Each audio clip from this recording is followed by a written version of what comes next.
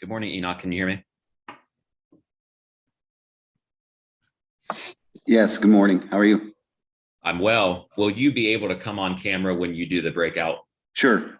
Perfect. I just want to make sure my sound was working. I'm just letting in the group leaders right now just to check in with everybody. So hang tight and we'll get started probably a couple minutes after 11.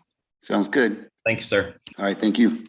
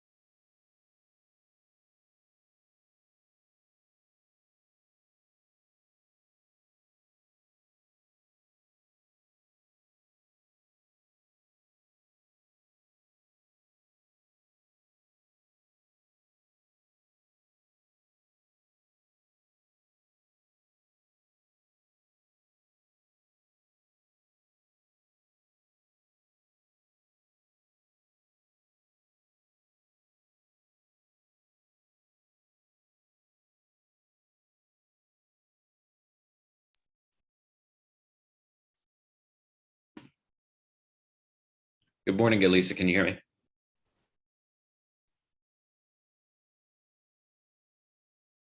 Good morning. How are you?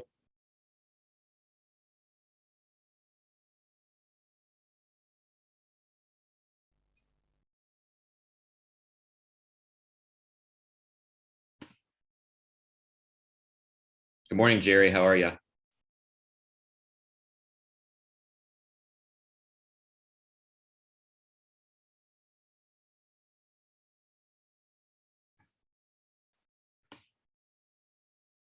Elisa, can you hear me okay?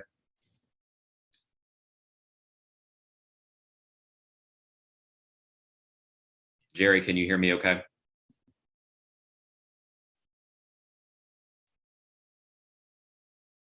Justin, how are you?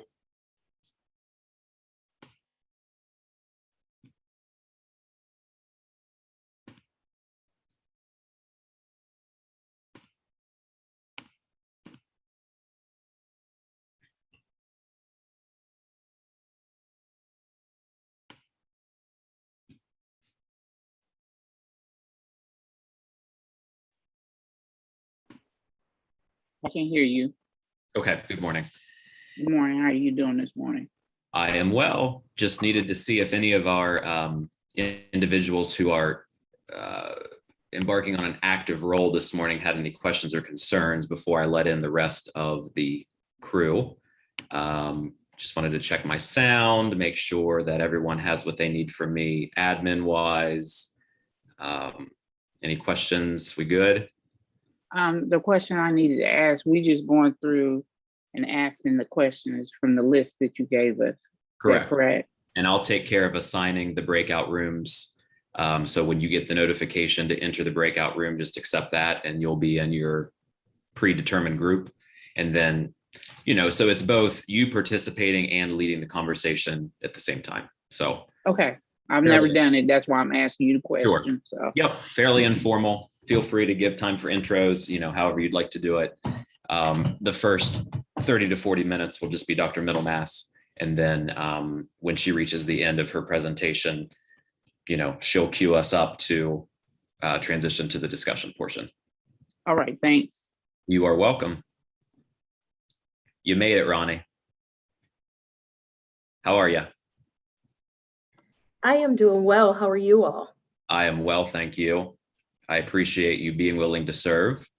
Oh, I appreciate you reminding me. Oh, sure. Ronnie, I wanted to introduce you to Dr. Keisha Middlemass before I let the rest of the participants in.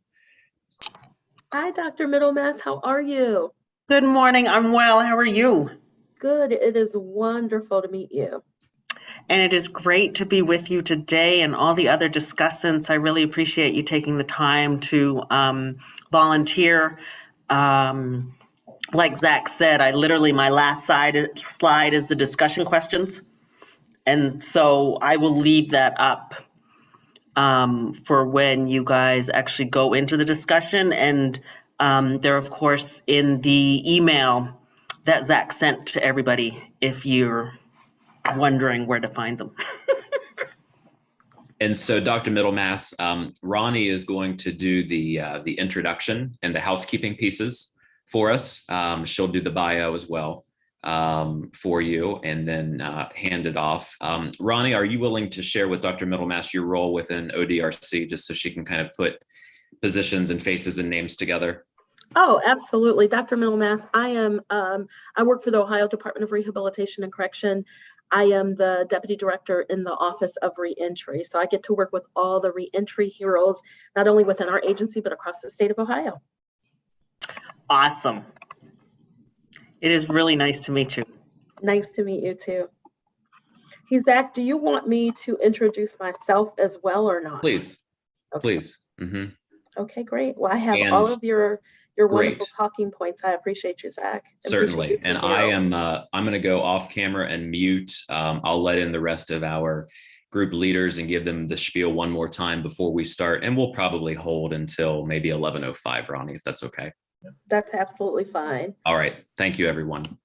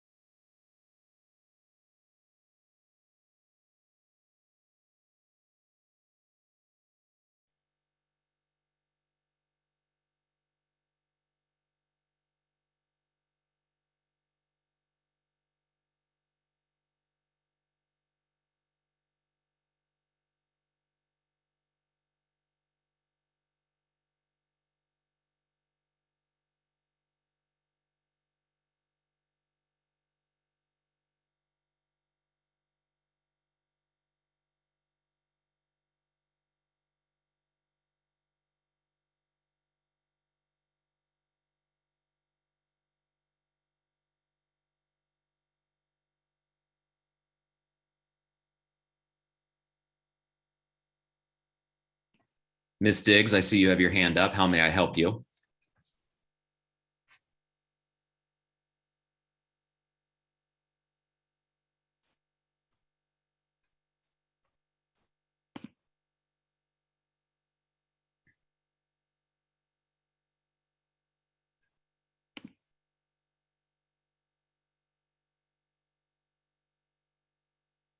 I cannot hear you. I see your lips moving.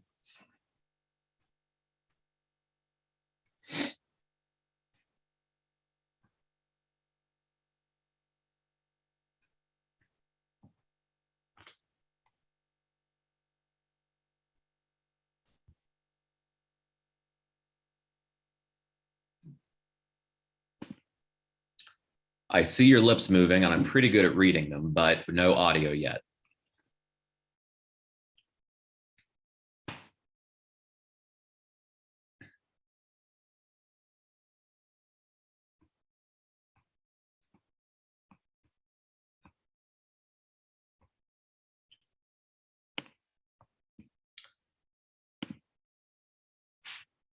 Well, I'll say good morning again to everyone else that just jumped in. The small group that is on screen right now are all of the group leaders, and of course, Ronnie is going to do our intro for us. So just wanted to bring everybody together very quickly before I bring in the other, looks like 40 or 50 so far. So we will have 11, 12, 13 breakout rooms. I'll take care of all of the assigning of it. And as I said in the email, just let it flow, be organic. You've got the questions as a guide. Feel free to take time for intros, let it flow as it will. And if you need support, by all means, use the chat. I'll be doing all the tech stuff in the back end. We are live on YouTube, which is also on the Central Ohio Reentry Week website. Dr. Middlemass will start for the first half hour. The last slide in her presentation are the discussion questions. So when you get to that slide and you see that come up, know that we are about to transition into that. And again, any questions, just shoot me a private message and I'll be watching behind the scenes.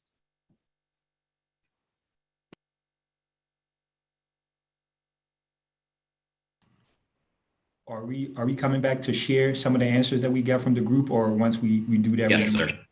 Yep.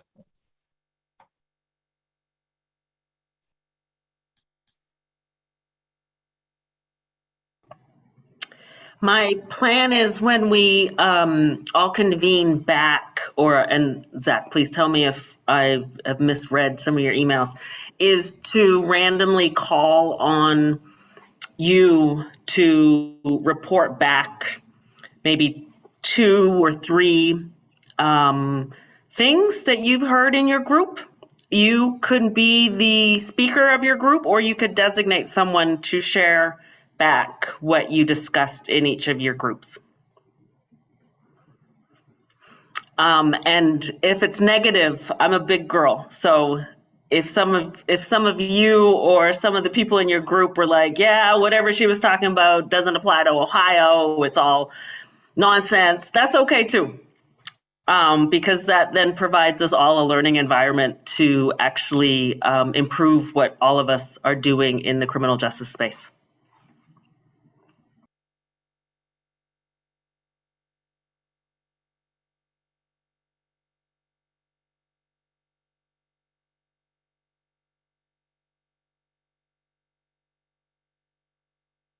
Ms. Diggs, I want to check in with you again real quick to make sure that your audio is working.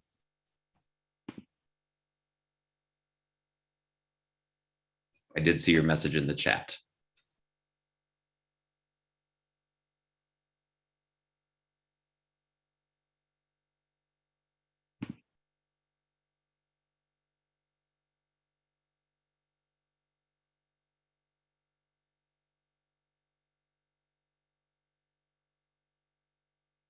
It would appear I have my answer.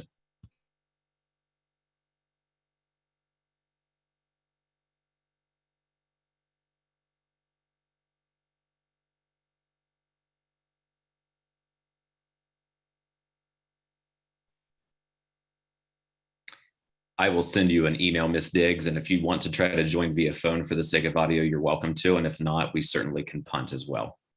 We have one extra discussion leader if need be.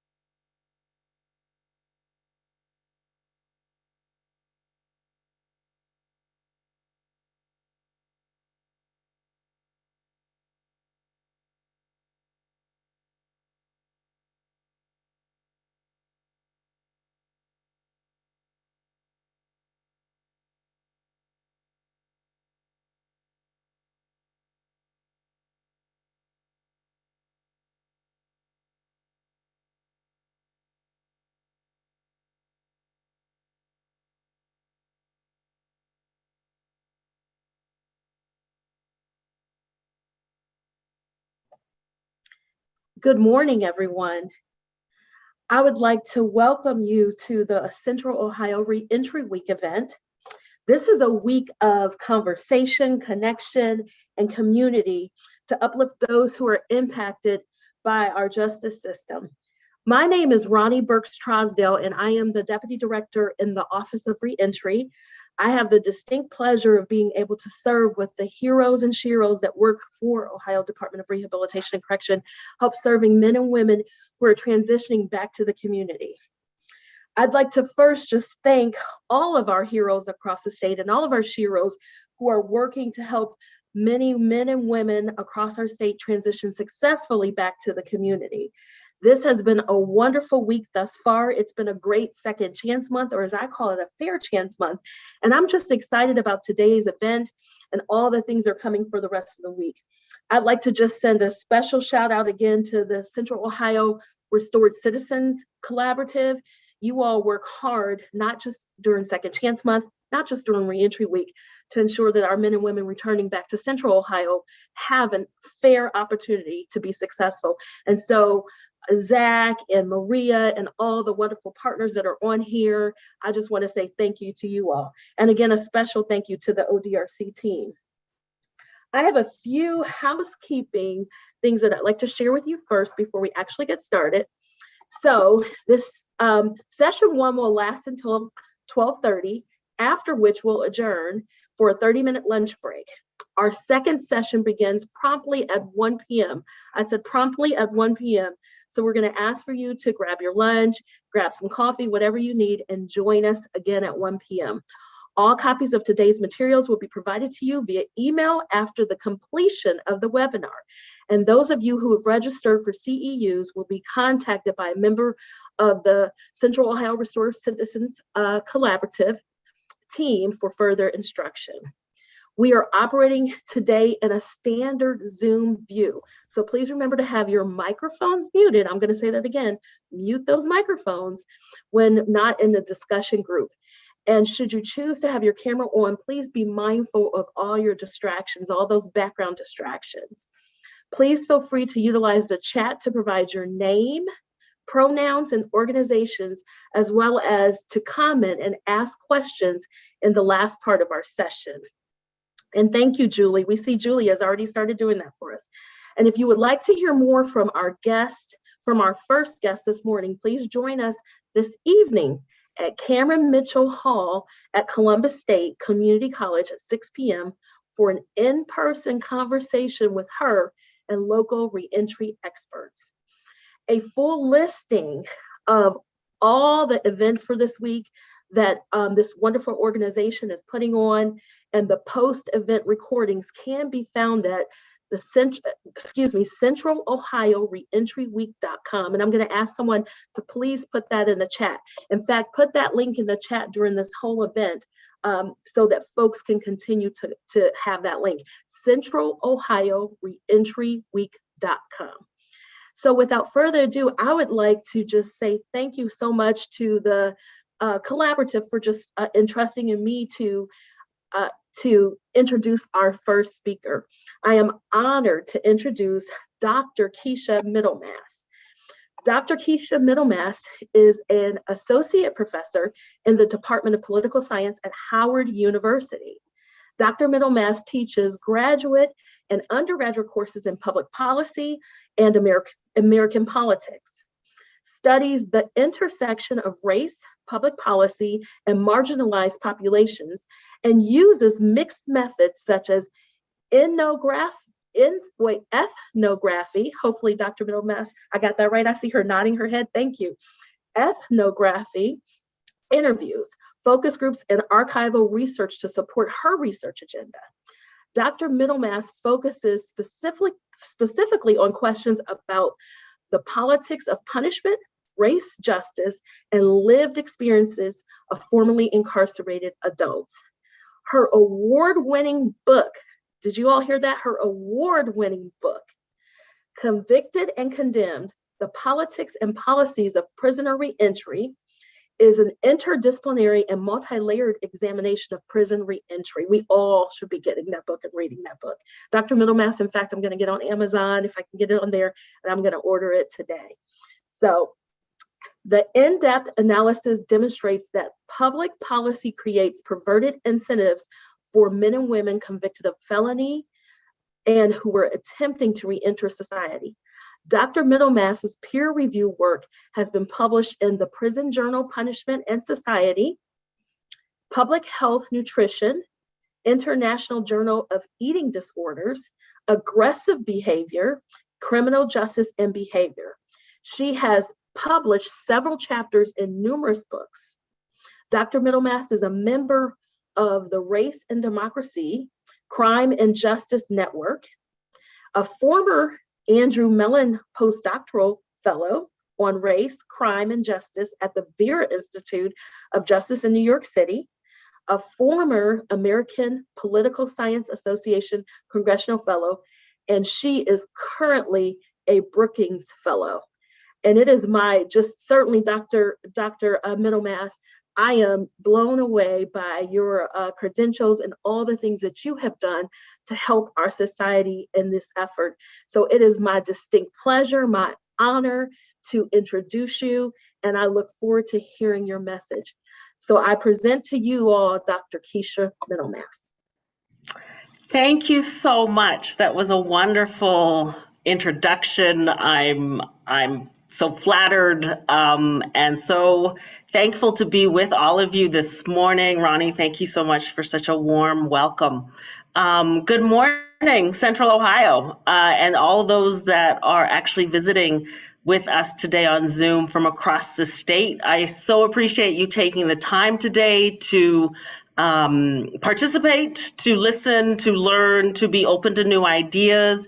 But then when we do, at the end of my talk, we'll have you all go out breakout sessions for you to actually be able to engage with other participants and share your ideas of what I presented, but also share how your work may align with what I say, but also differ.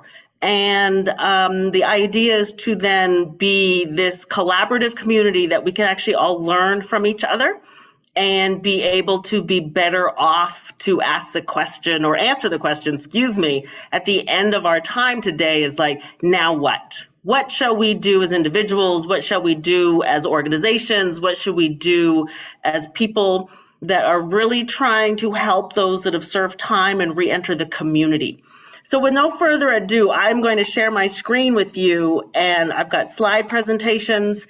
As an instructor, as a professor, I know it's really important to provide individuals different learning experiences.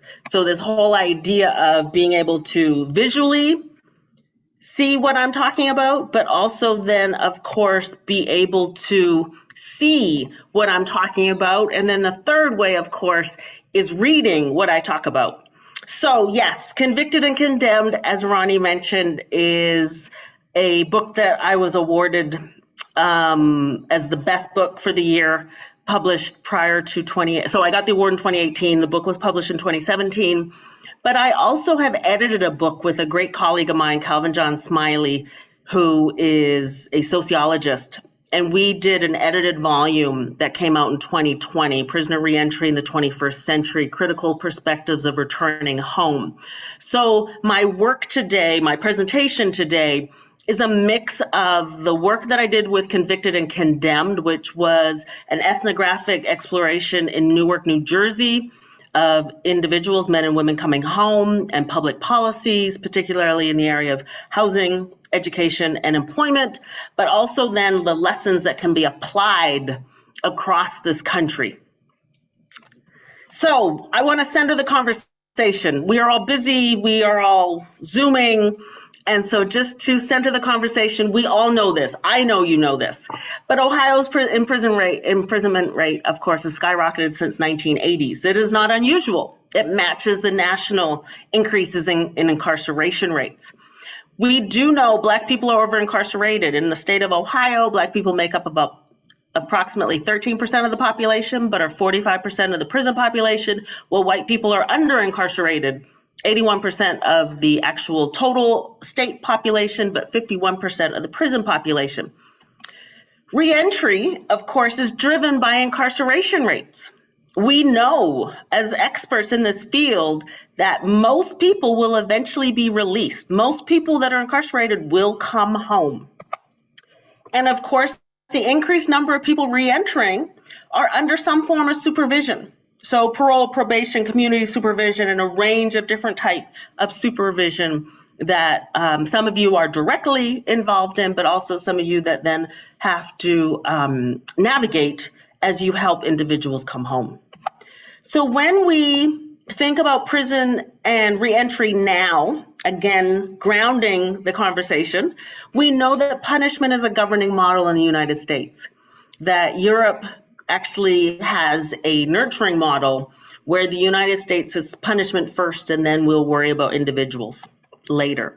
Prison programs vary across institutions in the same state, but they also vary across state and federal levels. So there's no consistent set of prison programs, which means that when people are re-entering to Franklin County or any other county in the state of Ohio, they are going to have different experiences and different access to different types of programs. We, as a criminal justice involved community, tend to focus on risk-based assessments and individual deficits. Every returning citizen, however, is at some risk of recidivating. Every single one of them. This is not new, but I like to remind people, we focus on risks and then we find out that, oh my goodness, everybody is at risk of recidivating. Re-entry is largely an individual's responsibility. Yes, fabulous organizations are helping people, but those individuals that are re-entering, it tends to be their responsibility to figure out how to access the resources they need, how to then implement the resources that they've been given, but also how to navigate society. As one participant told me, ain't no one getting rehabbed inside prison. Yes, some prisons are great at doing re-entry planning. Some prisons are great with programming, but collectively the masses are not getting rehabilitated inside. And that is just a factor that I think we should accept. The re-entry future that I would like you all to envision, instead of deficit focus, that we can and should be care and needs focused to reduce recidivism. This should include a warm handoff from prison to the community. Someone should be meeting someone either at the bus station or literally as they walk out the gates, or at least be able to make a warm connection, a face-to-face connection within 24 hours of someone being released. We want to focus, of course, on basic needs. So ID, food, housing, and clothing. Literally think about Maslow's hierarchy of needs. But we also then think about those immediate needs of health care. And this includes mental wellness, but also being able to access an email or create an email account and have a cell phone. Yes, I know there's rules about having a cell phone, but we also know that for an individual to be able to communicate, they have to be able to have a cell phone in today's environment. There are fewer, if any, payphones available, and some people don't have landlines, all access all the time. We should be thinking about trauma-informed care and trauma-informed reentry, trauma-informed basic interviews when people come into our service organizations. We should think that everybody has some form of trauma. That should be automatic.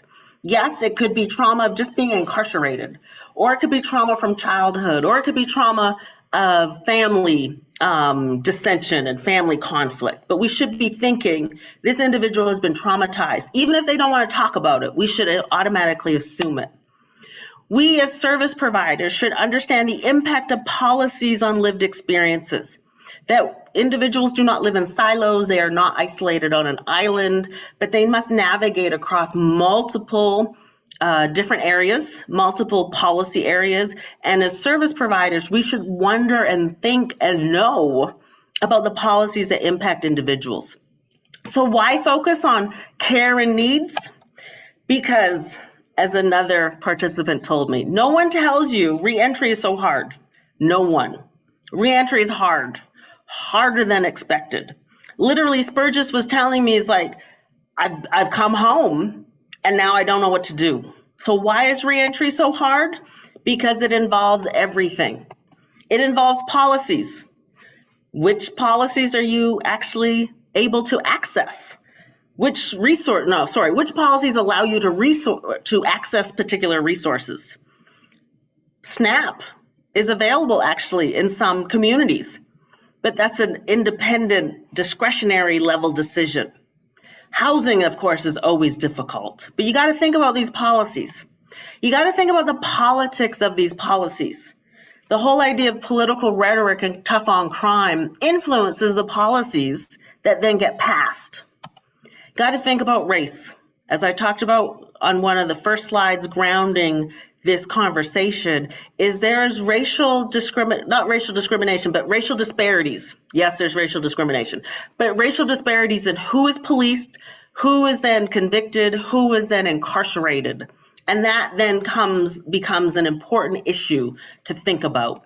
We got to think about gender differences. There are different pathways that women experience. There's different pathways that the LGBTQ community experience. Mothers have different experiences than individuals, women and men who are not parents or who are not the primary parent. We have to think about domestic violence, again, trauma. But we also have to think about the shame women experience. I'm not saying men don't experience shame, but the idea is women will actually talk about their shame, where men will hide their shame. But we have to think about this idea of shame with a gendered lens. We have to think about lived experiences. So this whole idea of, I'm going to see if I can move this, whole idea of food insecurity. It's real. We got to think about fractured families. Be it the time of incarceration that fractured the family, or was the family fractured to begin with, or is the family fractured in some other way, but may still be together and communicating. We got to think about homelessness. We got to think about poverty, again, trauma, and we have to think about mental health. I know you all know all this, but I really do like to bring it all together because this is what reentry involves. It involves everything.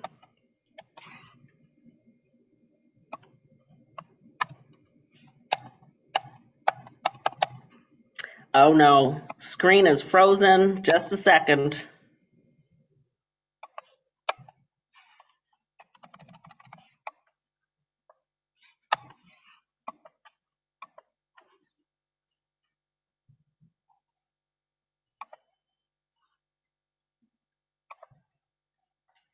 We're going to try this again.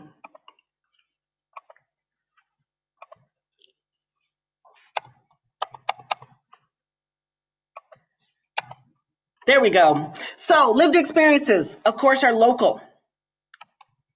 But individuals are experiencing reentry with all those other things that I just talked about, policies, race, gender, lived experiences. They're rural, urban, and suburban. The majority continue to return to urban core communities because that is where the services are. That means space and place determine services and their availability to reentering citizens, which means prisoner reentry is a local challenge. It doesn't matter if someone's coming home on a state charge or a federal charge, their experiences of reentry are local. So these lived experiences that I keep on referring to, they differ on entering prison, they differ in prison, and they differ when someone re-enters. These experiences inside and during reentry vary because trauma, because abilities and skill set. This is literally someone's mindset. Their education and work experiences before and during incarceration. Their family relationships. Re-entry experiences inside and during re-entry vary because if someone is a primary parent or not. So 60% of women that are incarcerated have a child under the age of 18. So what does that mean for mothering?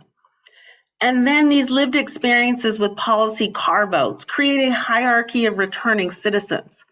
This prevents these carve-outs. So drug crimes carve-out for housing. There are sex crime carve-outs. There are carve-outs for violent crimes. These carve-outs prevent people from actually getting help inside and while they're re-entering. Again, this makes re-entry an individual's responsibility. As Carmen told me, Ain't no help coming. It's all on me. Me, I got to do all of this. Gendered reentry is not just about thinking about women, but why I actually it is. It's mostly thinking about women. But it's also this idea of women's incarceration rates getting lost in the total prison population. Yes, more men are incarcerated. They dominate the numbers, they dominate the programs, they dominate the services that are available, that are gendered and focused towards men. But women are an increasing number of people who are incarcerated. Right now, there are over 4,500 women incarcerated in Ohio, and that number is increasing every single year. Programs inside and outside ignore women's lived experiences, the idea of trauma and domestic violence, but also the idea of being mothers. What does it mean to be displaced from their children, away from their children? What does it mean for mental health, undiagnosed mental health, and then engaging in using drugs to treat their mental illness? Women, again, are the fastest growing segment. And the idea of this increase in women is fueled by drugs and convictions around drugs. So either it's around addiction, possession, trafficking, manufacturing, or drug-related crimes. But this also means that women are going to be carved out, those policy carve-outs. They're not going to be actually eligible for some policies, for some programs and services because of their drug crime. Experts say first housing, then a job, then education or training to get a better job. But as I mentioned earlier, Maslow's hierarchy of needs must be taken care of first, those basic needs. So to sort of bring this home, I want to do a quick case study. Race, gender, housing, and reentry. So politics and housing, this is the policy part. Expansion of the Anti-Drug Abuse Act in 1988. Clinton then expanded it with one strike, you're out. And this was an amendment that then enumerated drug crimes, so people were not eligible for public housing. But more importantly, this then elevated the ideas of doing drugs, any drug convictions, and housing were linked permanently together. The goal, of course, under Clinton was to clear public housing of criminals. Arrests, all the way to convictions, all the way to serving time in jail or prison. The political rhetoric called for public housing for good people.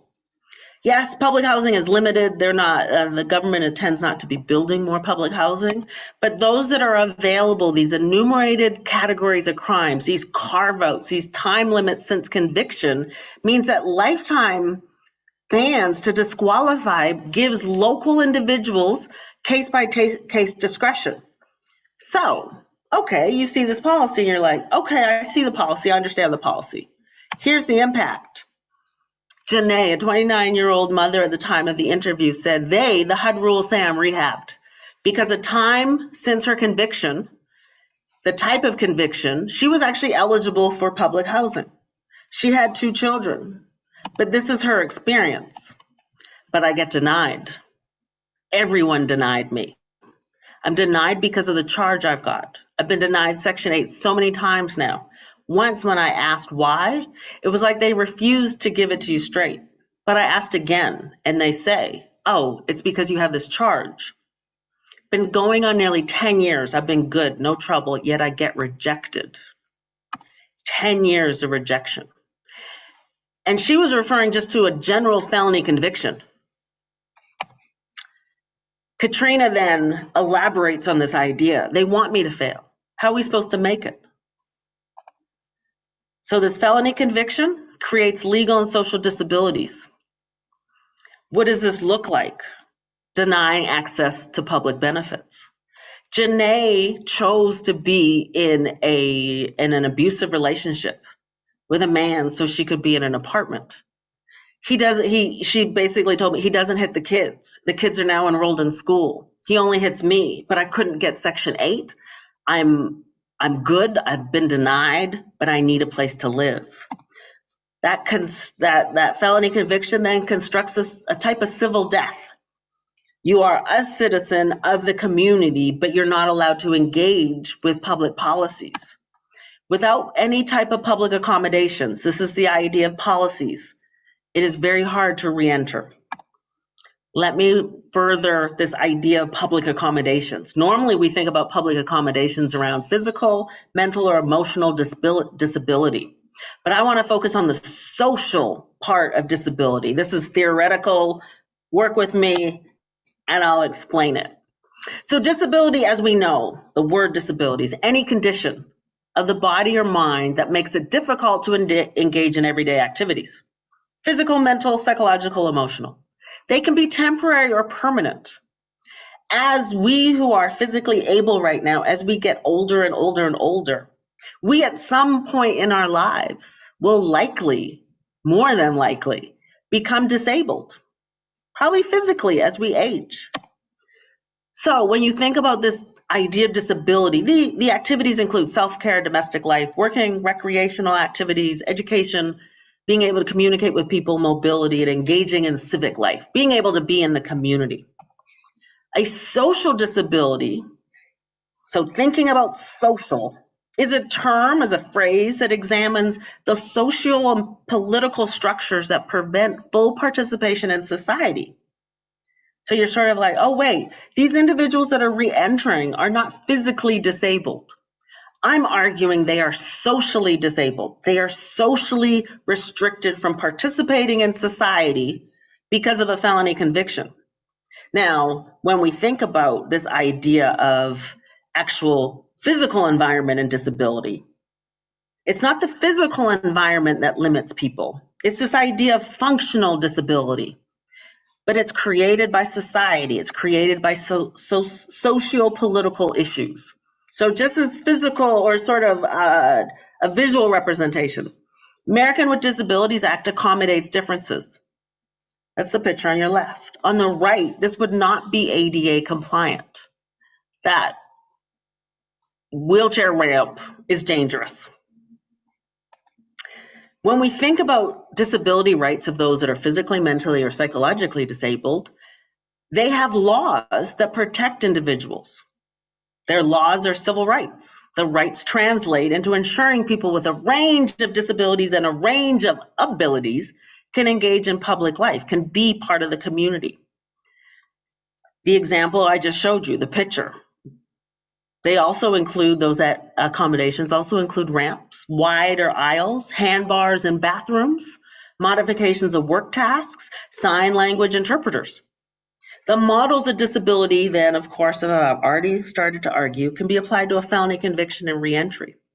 So what does it mean to be socially disabled by a felony? These are the social, political, and cultural norms that hinder people from reentry.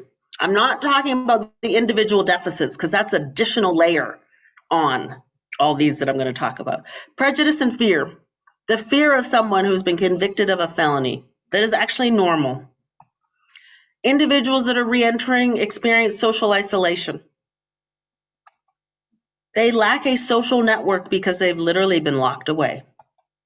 There are insufficient job opportunities because of the felony conviction.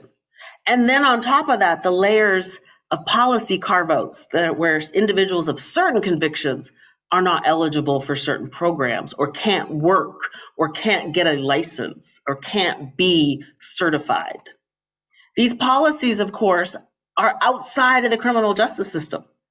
They're in employment laws, they're in education laws, they're in housing laws. As a result, individuals with a felony conviction often experience poverty. The jail and prison experience is what then leads to the prejudice and fear. But sort of collectively, a felony equals permanent disability on a social level. These people that I'm talking about that are re-entering, that are returning citizens, are not physically disabled. Yes, some are physically disabled, but I'm not talking about the physical disability. I'm talking about social disability, unable to engage in society. Here is the visual representation of what I'm talking about. Individual re-enters. They start on the ramp, and boom, the ramp leads into a stair. Here is re-entry fail. This would be a re-entry fail. If someone is physically disabled and they need the handbar to get off the toilet, but the handbar is so far away, the handbar actually is useless. This is what reentry looks like when you think about a felony conviction and that space between resources and needs. We got to fill in that space as people who care about those that are reentering. If we want to actually reduce recidivism rates, we got to care about closing the gap. So how do we close the gap? We take a human approach. Acknowledge that reentry is overwhelming for many. We know that policies worsen racial and gender disparities.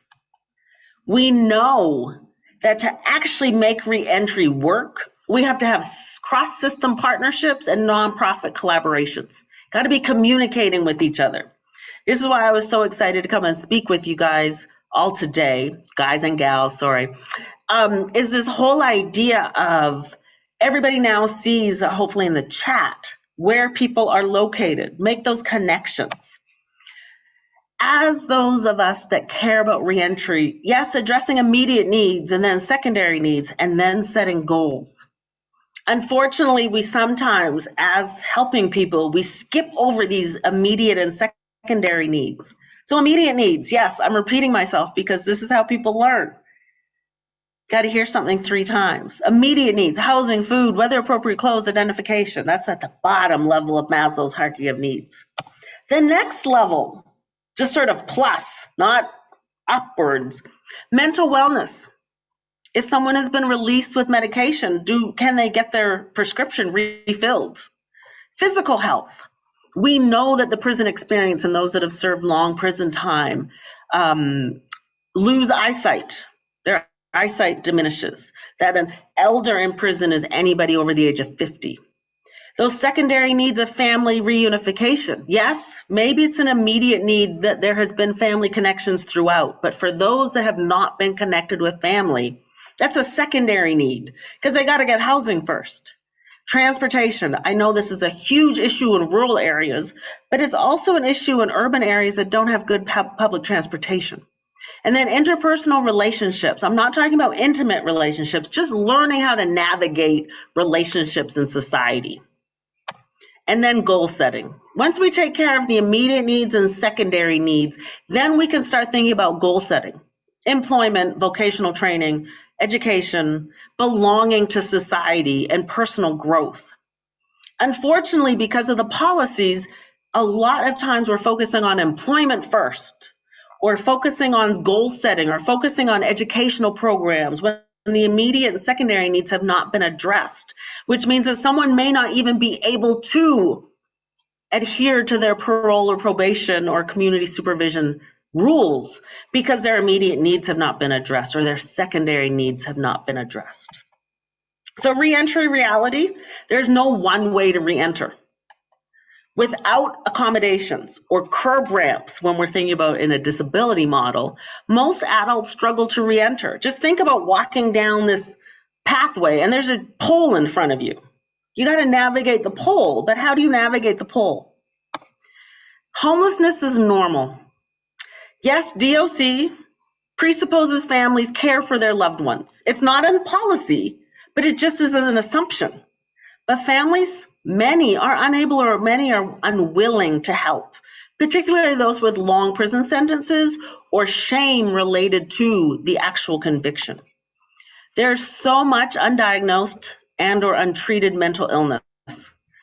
The prison system, the jail system really, is now our mental health facilities. What does that look like when someone re-enters? What does that look like when someone is inside and isn't able to access care they need? Re-entering citizens are food insecure, they're cash poor and lack weather appropriate clothing. That matters in Ohio because it can be cold until May. So individuals, my argument is they're socially disabled, which means re-entry is their responsibility. Most programs focus on men. I'd like us to think broadly about what are women's experiences without having to rely on the few programs that cater solely to women. I would like all service providers to actually think about having a men's and women's programs parallel to each other. Returning citizens make up a growing share of the population in many communities because, as I mentioned earlier, most people are coming home. There are so many uncoordinated and contradictory state and federal policies. worsen racial and gender disparities, but these policies, I argue, also contribute to recidivism. So individuals, most of them, not all, but most of them are re-entering without assistance, not even a handrail. So if you look at this picture, this is a architectural fail because the handrail is going in the opposite direction as the stairs. So now is your opportunity to go into discussion groups. Zach is going to be able to put all of you that are currently on Zoom into small discussion groups, and you will be asked to address these questions. As I mentioned earlier to the discussion leaders, have a frank conversation. I'm a big girl. If you want to critique something that I said, if you don't believe anything, or you want to ask me questions, then when we come back as a group, you'll report back. Each of your small discussion groups will report back. But then you can also put in the chat questions. I've seen the chat. People are contributing to the chat, so I'm going to answer some of those questions when you guys go in your discussion groups. But this is your opportunity to talk to each other and actually engage. So thank you for your time and attention.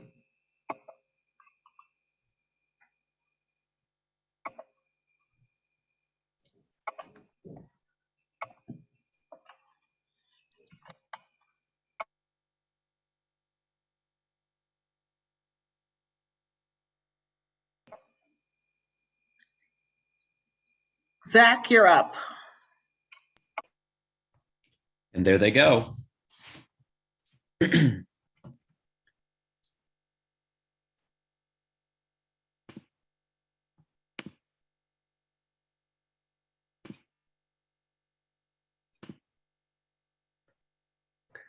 Dr. Middlemass, do you want to be put into a room or just kind of pop around and hang out?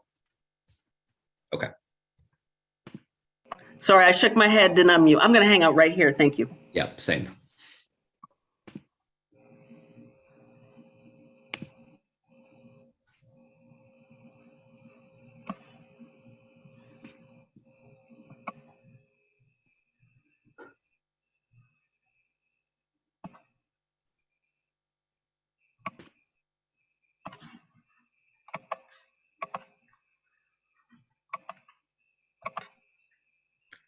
I do love the breakout room model because you can tell the people that have put their self on mute and just tuned out. Love it. Let's see here.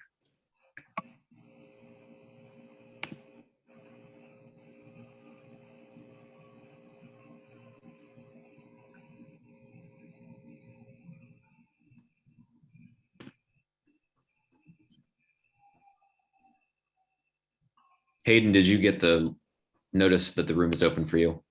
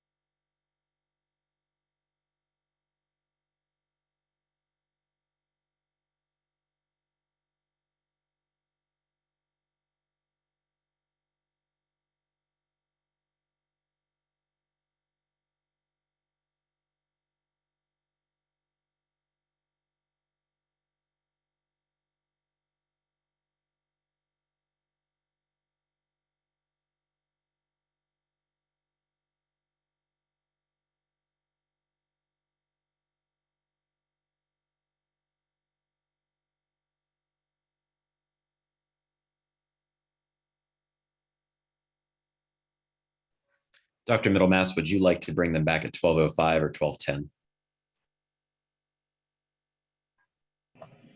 What do you think? Have you been, I have not popped in anywhere, huh? why don't you give them like a 5-minute countdown?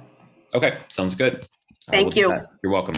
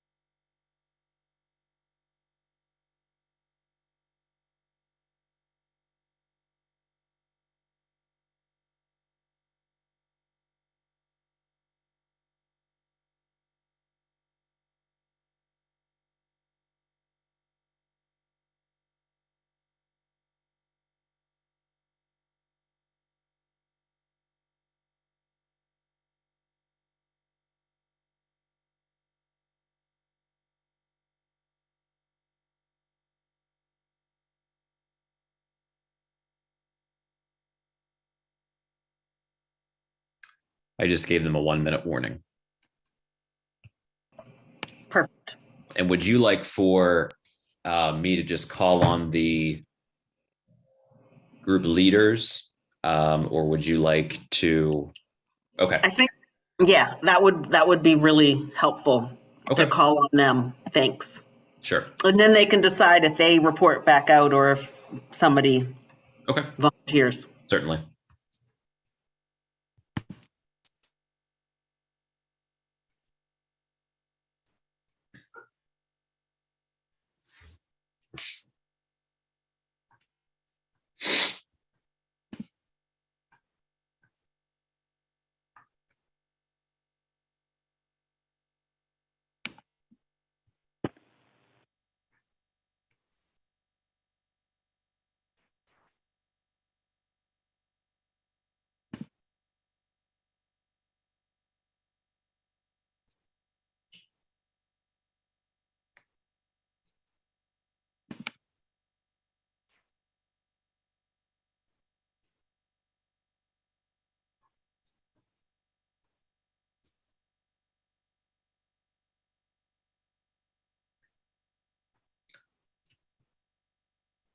Looks like we're waiting on 3 more groups, Dr. Middlemass.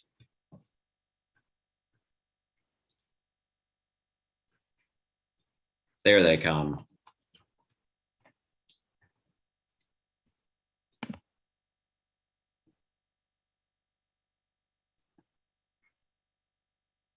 Back. Well, welcome back, everyone. Hope your conversation was fruitful. Hope you got to meet some new individuals doing the work with all of us together. So Dr. Middlemass asked me to assist her in this back portion of our last 23 minutes together to just kind of pull out from the different groups what bubbled up within your conversation and using those discussion questions. We will have some time at the end just for general comments, questions to Dr. Middlemass, but let's go ahead and jump in. And I will just kind of call on each of the group leaders for some of the questions. Feel free to say, yeah, what we've discussed has already been said, and we'll move on and we will go from there. So our first question was what, really came out of the presentation to you that was surprising. So Eric, I'll start with you from group 1. What were some of the comments of that one that you guys discussed? Yeah, so some of the comments that we that came up in our discussion was around housing. So the fact that people coming out of prison have problems. There are restrictions for access in public housing. That was the issue that came up. And then there was also another issue on like traffic violations that stick with you. So there's like certain traffic violations that stick with you after you get out of prison and how that impacts your livelihood moving forward. So those were 2 things that came up. Okay, great. Mr. Graves. All right, good afternoon. I was in group 2, and I think our spokesperson is going to be Crystal Davis-Weiss. How are you, Crystal? I'm doing great, thank you. And Good. sorry, we got a microphone going. Our topic that was presented, we were most astounded by the woman struggling and after 10 years of good behavior still wasn't able to acquire housing. And it's surprising to us that we don't do a better job with reentry when it comes to women, considering we've known that this has been an issue for a reasonable amount of time. And then we also said that we were surprised, not just women, that there isn't a more reasonable housing options for everyone, all returning citizens, that this has continued to be an issue. Thank you. Let's jump to Ms. Bradshaw, group 12. So in group 12, we kind of discussed just overall the statistics shown and how those statistics have continued to rise over the years as far as the disproportionate individuals in the prison system or in justice involved in general. And then we did talk about the women as well and how they face those challenges every day. Excellent, thank you. And Lisa Morgan. Hi, everybody. So I asked the question exactly how it was written. I'm gonna call right back. I'm in the Zoom thing. I'm gonna call right back. Harrison, you're off of mute. If you mute, please. Go ahead, Lisa. So I asked the question exactly how it was written. What was most surprising to you? And our group consisted of people who have worked in the reentry space for a long time, and everybody just kind of looked at one another. And somebody finally said, well, unfortunately, nothing was surprising. But everybody kind of noted that it's a little bit comforting to hear and to see the things that were on those slides. It just kind of affirmed that, the struggles that we deal with on a daily basis, they're out there. It's not because we're doing anything wrong. It's because there's so many barriers and problems with our systems. Sure, thank you. Thank you for making that point, because sometimes it's like we all know this, and it's how do we move forward? But acknowledging what we know and what the problems are is like really critical, and that people across the space are acknowledging, but like, yeah, thank you. Let's jump to question 2, because I do want to leave some time at the end, at least 5 minutes or so. So Harrison, how was your conversation around question number 2 with your group? With question number 2, it pretty much coordinated with question number 1 as well, as far as knowing and separating the needs and knowing that there are different types of needs. So one of the things that came up was as far as making sure that we do have a network of people that are ready for people when they come out, making sure that as far as family, community, nonprofit, and so as soon as they come out, that we have people who are prepared and ready to collaborate with them. So those were some of the things that was discussed in question 2, but we did get a lot of information, question 1 and question 3, but that was us in group 7. Okay, thank you. Justin Sicilian, group 10.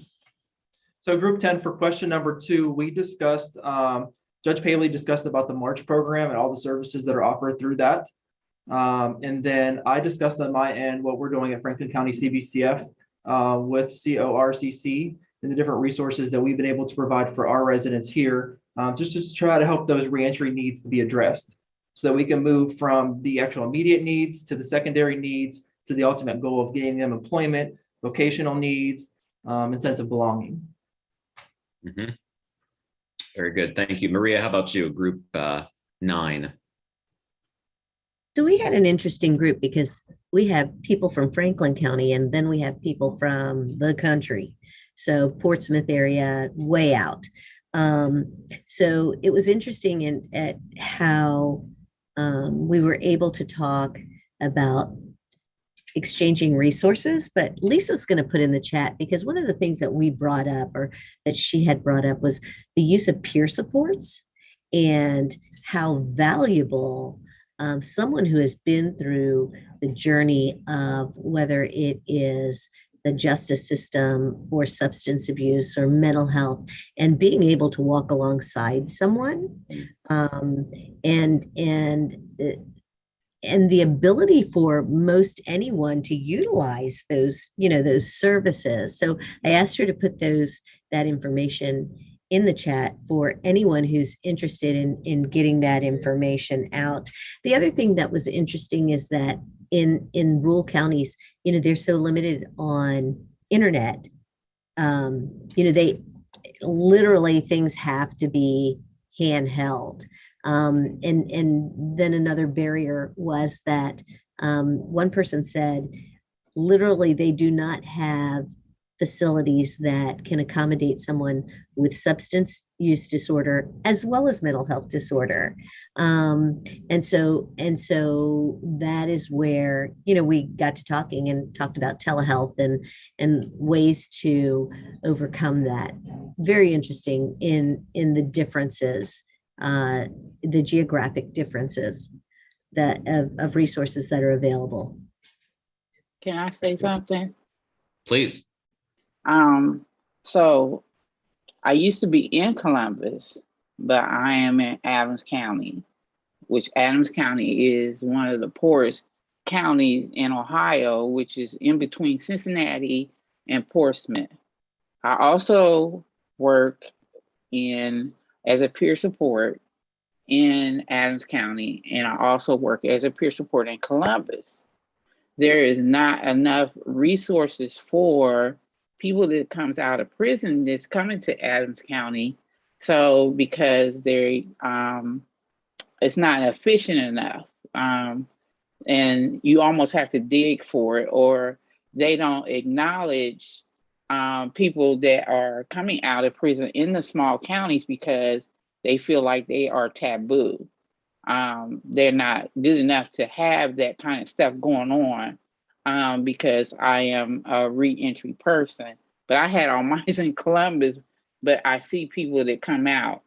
And like Marie said, they don't recognize the dual diagnosis.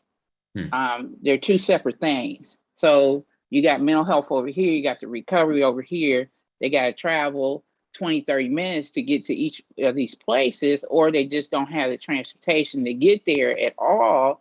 So at that point, that's when I kind of come into play because I have to go get them. And then They might live 30, 40 minutes away, but they got to go to this mental health to get this shot for mental health, and you got to take them there.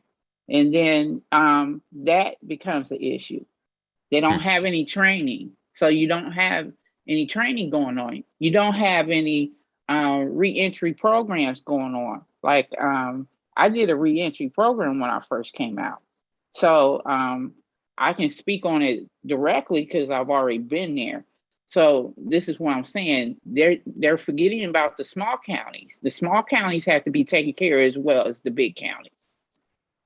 Thank you, Jerry. And I will say that in addition to the recovery peer supporters that OMOS has been wonderful about certifying and training and implementing, there are several organizations who are looking at models in states like Texas that have reentry peer supporters as an additional specialized support, because there are those of us that come home who may not have something that a recovery peer supporter per se may be trained to do, but may still need that peer help.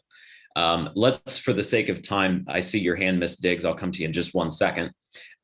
Let's transition to question 3, and I'll stick with you, Ms. Diggs, both for your question and for your group's conversation around question 3, about how can we be more human-centric, person-first approaches in the reentry space. So we'll take your question, Ms. Diggs, and then if you'll transition into what your group discussed in group 13.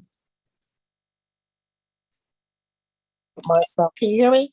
Yes, ma'am. Okay, because I switched. I'm on 2 devices, and I'm still scared to go off. Well, for question 3, we were just talking about what you were just talking about, and I was putting it in the chat. And that was about, we talked about relationships, wraparound service, one-stop shops, to cut some of the red tape, to make things better, but definitely about us coordinating and collaborating, and also seeing people who they are and getting them more involved in the process, making sure they're registered to vote. And this is just my part of it. This is Deborah Diggs things. Those that know me know. I'm a very strong voter registration participation advocate to get individuals on these courts and in the court system that understand you have a person standing in front of you.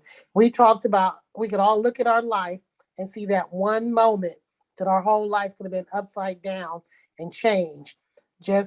But the result may have been different. And there are people on the Zoom here who have been incarcerated, and that's why they do the work they do.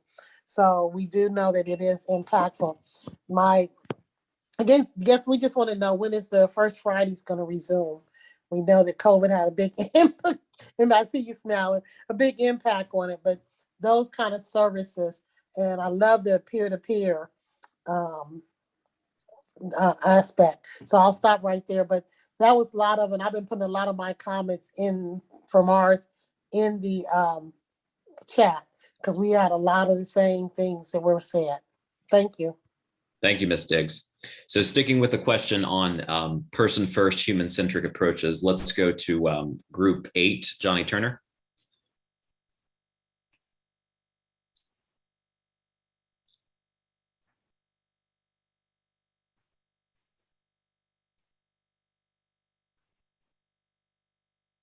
I'm sorry about that. Can you hear me? Yes, sir. Okay. Good afternoon, everyone. So Zach, I was really hoping you would call me like earlier. 3 and 4, we really didn't get to. Give us what you got. Give us what you got. It's all good. I think really quickly, an interesting development was that once we had kind of got through 1 and 2, a couple of different things. Some of us thought leaving question number 1, that some of us, me, that we actually did a pretty good job with trying to fulfill some of those basic needs, e.g. the clothing, the ID, the transportation, and things of that nature. But one of the of our members kind of challenged that theory and saying that, hey, really you really don't know, or we won't know, and we don't know until we ask those that have actually been through it. So I thought that was important. And then the same team member kind of pulled us into what I thought was interesting, was to kind of talk about and think about the human approach and person first approach. And now I may be chopping this up, so group members forgive me if I am, but I kind of took what she was saying, which was going back to the immediate, the secondary need, and then also the goal setting, is that it's very important to address that AOD and that mental health issue challenge, or making those connections in that immediate need phase. So I thought that was kind of interesting, but again, we didn't get through all of the questions, and I hope I'm paraphrasing it good enough for our group. Excellent, thank you. Let's jump to Enoch and your group's discussion. Yes, we had an interesting group. Everyone was great participators, and thank you for that. We had people from mental health, corrections, legal aid, and employment for hiring people that have been incarcerated. So we had a great group. We determined that for everyone talked about like treating an individual as a person, right? A human being. Everyone has individual needs. They're all different. And we need to look at that, not a cookie cutter approach. So with the mental health, they have a list of resources that other than mental health, right? So if someone needs other, like clothing, food, transportation, those types of things, they provide a list for that. The employment person, they provide job coaches, things like that, to help employment. So just seeing a person, right? We spoke about how people in the system are often referred by their last names or a number, which dehumanizes us, right? So the person in corrections gave us an example about how he was awarding someone a certificate, and he asked what name he wanted on the certificate. As long as it was appropriate, then he was able to do that. So I think we all agreed that it's important to treat people as people, and yeah, I mean, that's the first thing. I mean, without that, I think that's what's wrong in the system, right? Because they come back to society and they're not treated like citizens. They're put in society as citizens, but they don't have access to community resources. So, thank you. So let's jump to 4. We are approaching the end of our time together for this first session. And again, all of this is going to come up this evening in person at Columbus State. It's available virtually as well if you are not from Central Ohio. So do please continue the conversation with us tonight, because it is invaluable, the questions and the discussions that have already come forth in our time together so far. Let's jump to Mr. Parrish, your group, and let's go to question 4, thinking about the challenges, the 3 biggest challenges that some of the individuals in your group face. Okay, so our group actually didn't get to 4, but I can speak on that question. Sure. About our specific organization. So I think one of our challenges is timing. Having good timing with organizations and communicating like what exactly will be happening within both of our organizations. Getting to them at the right time, and also being able to communicate what the needs are and what specifically will happen and when it will happen. But yeah. Okay, great. Thank you. That's a great point. Time and communication are huge. Let's jump to Gaylisa. Are you back on? I saw you jumped on and off. Yeah, I'm here. Okay, great. I'm sorry. Let me apologize to my wonderful group 5. They did a great job without me. They couldn't hear me, so they just went on talking. I wanted to say that they did talk about the human approach. We didn't get, of course, to any of the questions because they didn't know the questions. But but thank you so much, guys. I'll continue. And the same as with the gentleman before, I can kind of answer question 4.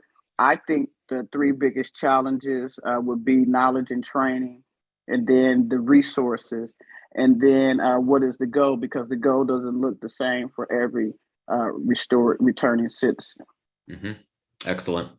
Well, we have about 5 minutes left. I'd like to open up the floor for some direct engagement questions, comments. Again, if it's easier for you to put them in the chat, please do so. If you have questions for Dr. Middlemass, comments on what's been shared, this is the time for that. We'll take about 5 more minutes before we adjourn for our lunch break. I actually have. Go ahead, brother. Go ahead. You sure? Yeah, I'm positive. Okay. All right. So one of the things that came up in our group is how well are the housing groups that are denying the people that we try to help them get into the housing group? How well do they know what they're coming from, like as it pertains to their sober living programs or other programs that they're involved in order to be able to even get into housing? So what, I guess the question is, yeah, like what does that look like for them to be open-minded or to start thinking about what they're denying?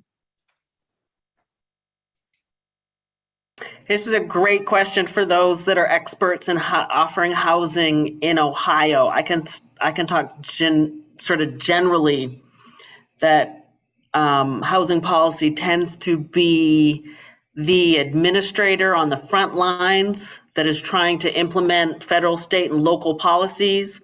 And it's easier for the administrator just to do a blank denial of anybody with a conviction and not actually go any further.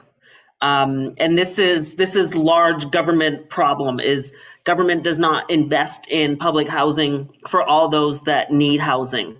So they've of course got the ranked priorities: elderly, single parent, those with disability.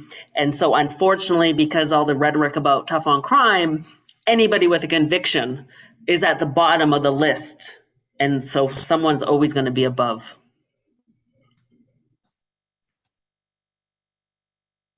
Mr. Turner.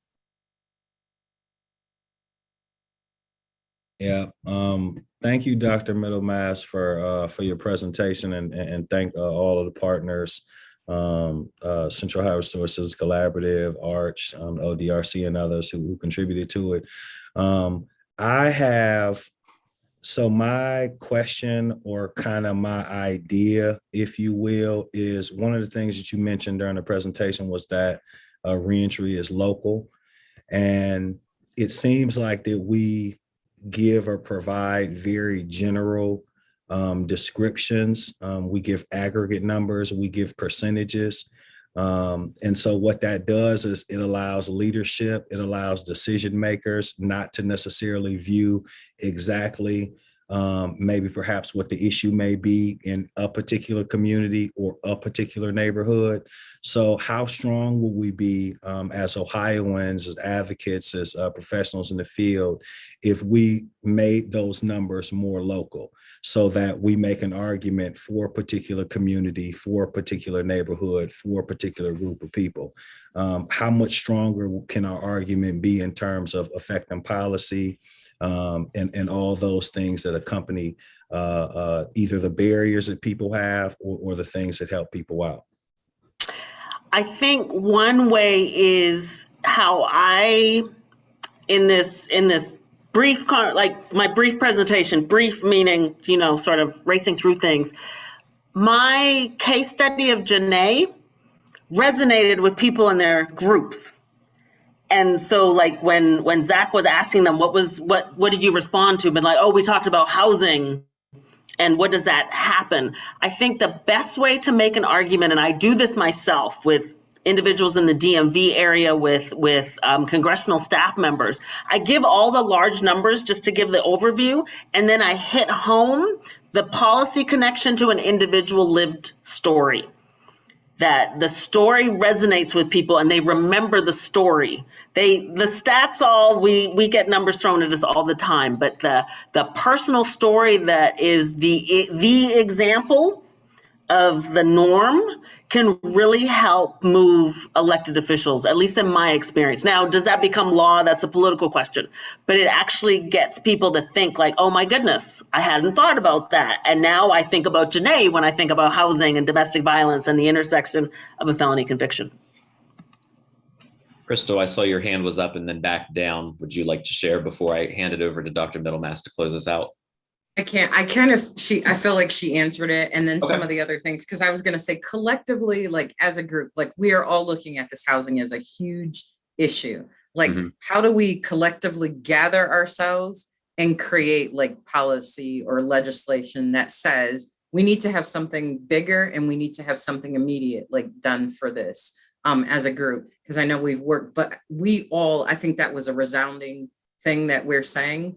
And one of the things I know that happens in my community, that question 4, when you ask that, it's fear. Like when I go in to even ask another community partner to help me, the minute I say reentry, the saddest part of it is I literally have to say this to them: stop identifying somebody by their behavior and see them as a human. Because immediately they ask me what that felony is.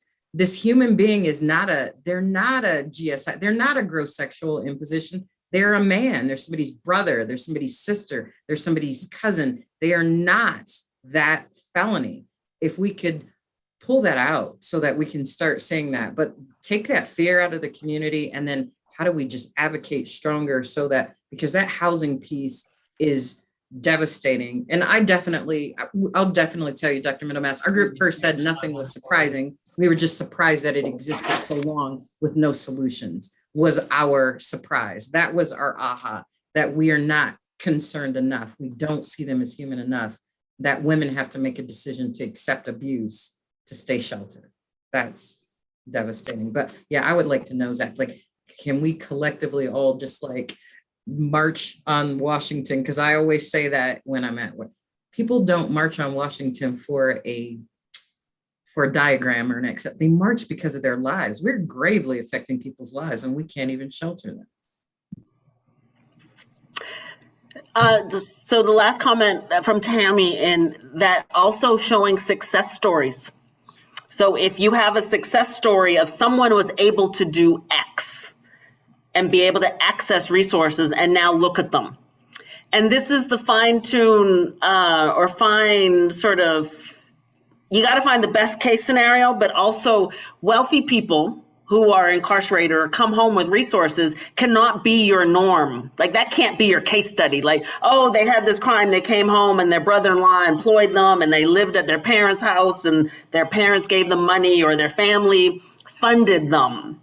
So that can't be your case study. But the case study of women or men making these hard choices really illuminates the challenge. And yes, success stories matter, like literally following someone who's successful, because yes, we focus on the recidivism rates because it's easier. It's hard to find people successful because they don't need your services anymore. Roellen had her hand up before I make closing remarks. I wanted to let you know, in the vein of the success stories, May 18th is our Ohio Community Corrections Association Legislative Day, and we actually have several success stories that we are taking in person to the individual legislators' offices for meetings. And I'm proud to say one of those is a very wonderful staff member for us, and she is going to march up and down all those senators and reps' offices and tell them, you know, she was a felony. She has a felony conviction, and she now works for us as a case manager, helping other people. She came out, got her degree, married, has kids, and it, you know, I mean, there's just no better example. So we're going to hit them hard. We have families that are coming. We have people that have been turned down from housing. So we're trying to inject the legislators on the 18th with reality. So great. For us, wish us well. Love to hear it, and good luck. Angela? Yeah. I mean, I'm willing to stay on. Zach, I know people got to go get lunch and they got to be back at 1, but if people have questions and comments. So for those that have to go and actually tend life, thank you very much for attending. I really appreciate, I've been reading all your organizations and your names in the chat. Thank you so much for your willingness to listen, to tell me nothing surprising, which means that I still have to then educate legislators Nothing has changed. All this rhetoric, nothing has changed. We've got to keep doing it. I now have proof from the community in Ohio, in Texas, in New Jersey, and in DC that nothing has changed. So what are you going to do about it? So I appreciate your time and energy. Angela, you had your hand up. Yes. So I was wondering, I know the lady that just spoke about that. I was wondering that information, how do I get involved? I was convicted of a felony charge in January of 2017. And since coming home, I've literally done so much. I've changed my entire life around. I am now working at Columbus State Community College. I am one of the senior Goodwill ambassadors. I am vice president of the Phi Theta Kappa Honor Society. I was 2021 Outstanding Woman Leader. I won that award. I've just got so many awards. Like, it literally is a completely different person and than I used to be. And I was just telling some people in my group, you know, I'm constantly judged from my record, and I've recently filed to have some of it sealed, but there's some stuff on there like so I went for an OVI, and that can never be taken off my record. And traffic apparently is one of the no-no sections. So no matter what you do, you always have to have that on there. And I'm here in Franklin County, so I'll go. I just got my court date for June 9th to get that whatever I can sealed.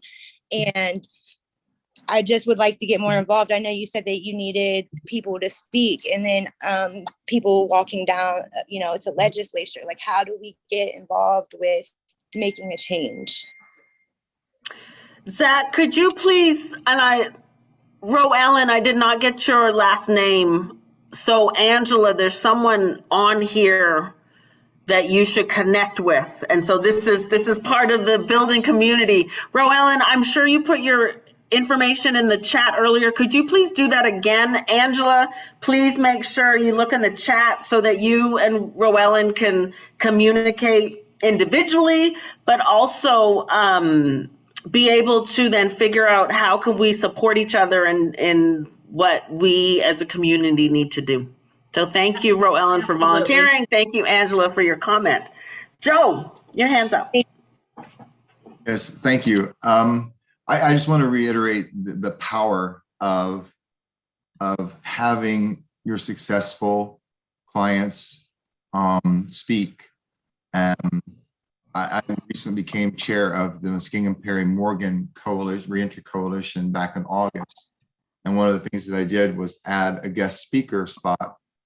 I have keynote speakers, which are community partners, telling about new innovative things they're doing.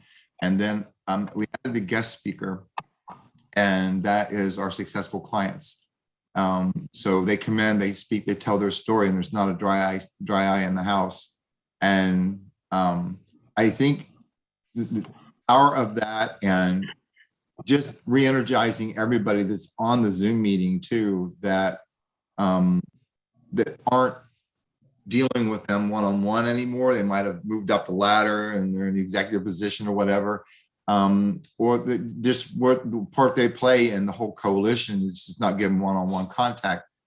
And it just re-energizes everyone. And recently I was asked to be on a mega roundtable, business roundtable, trying to encourage recovery to work, encourage employers to take another look at including recovery work.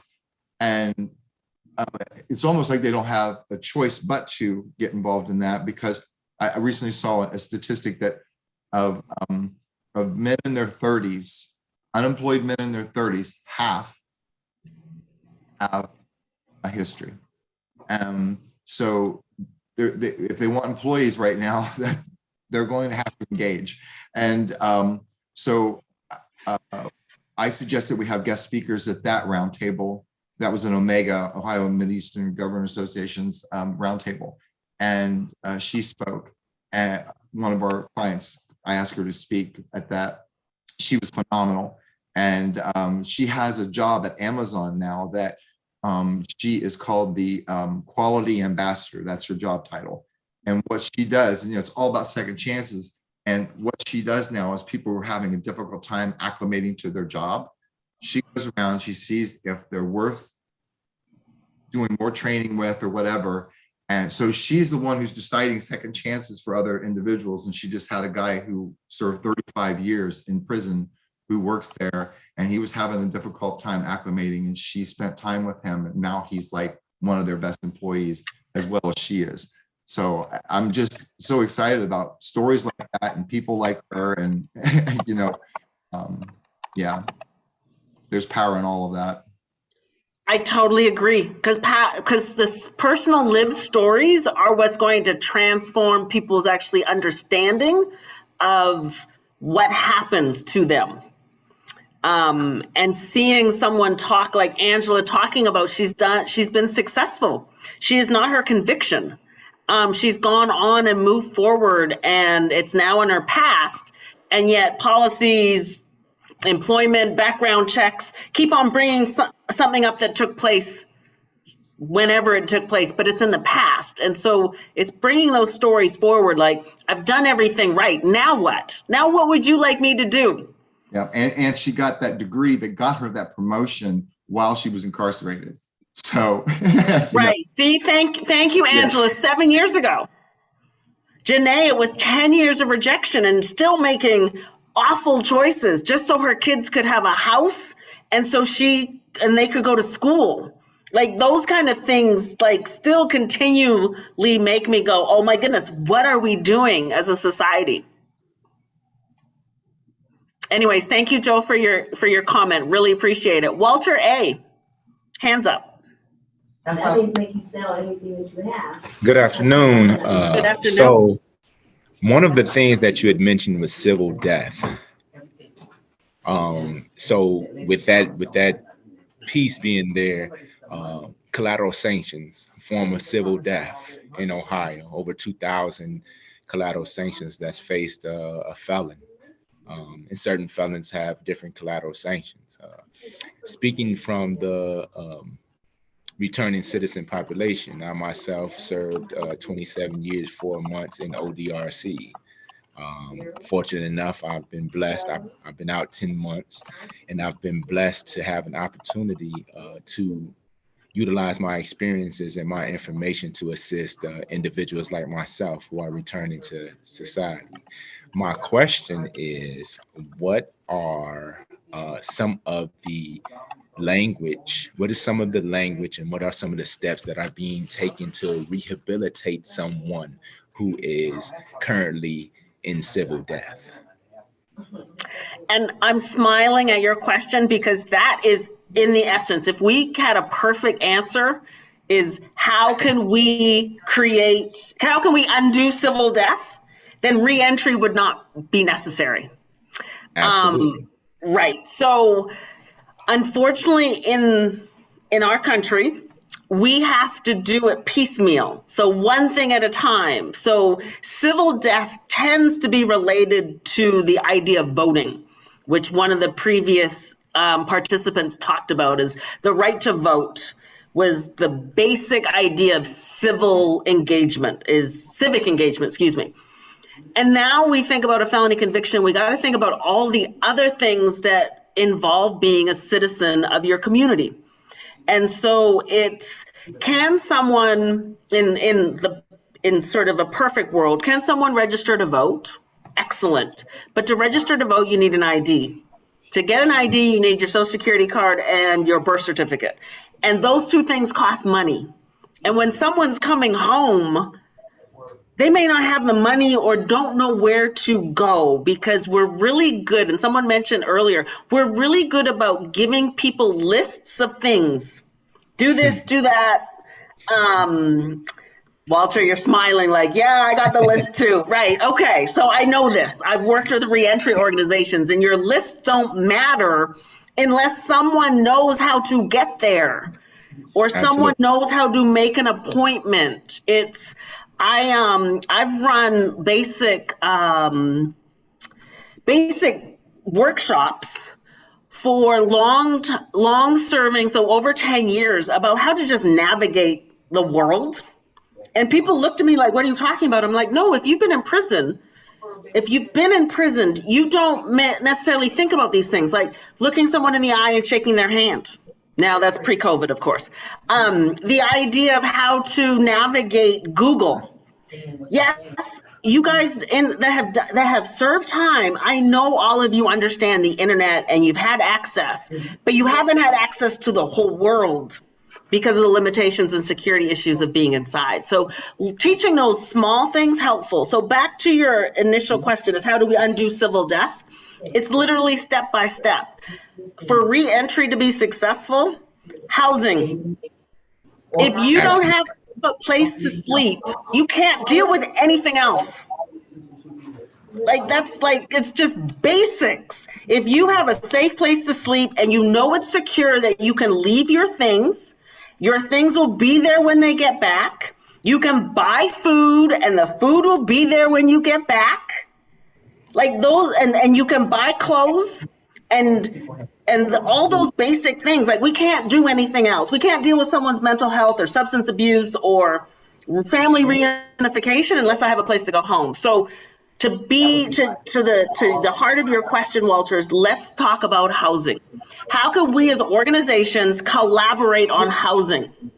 And someone was just talking about it, but didn't get to what I was really thinking about. It was the time and resources. Oh, sorry. No, it was a question about like what's hard to collaborate. When I talk about collaboration, I'm also thinking about grant writing. We've got lots of little organizations competing for the same grants. What happened if you guys thought, you know what, I know so-and-so does housing and we do housing and the third person does housing, but maybe they're in a different county. Let's write the grant together.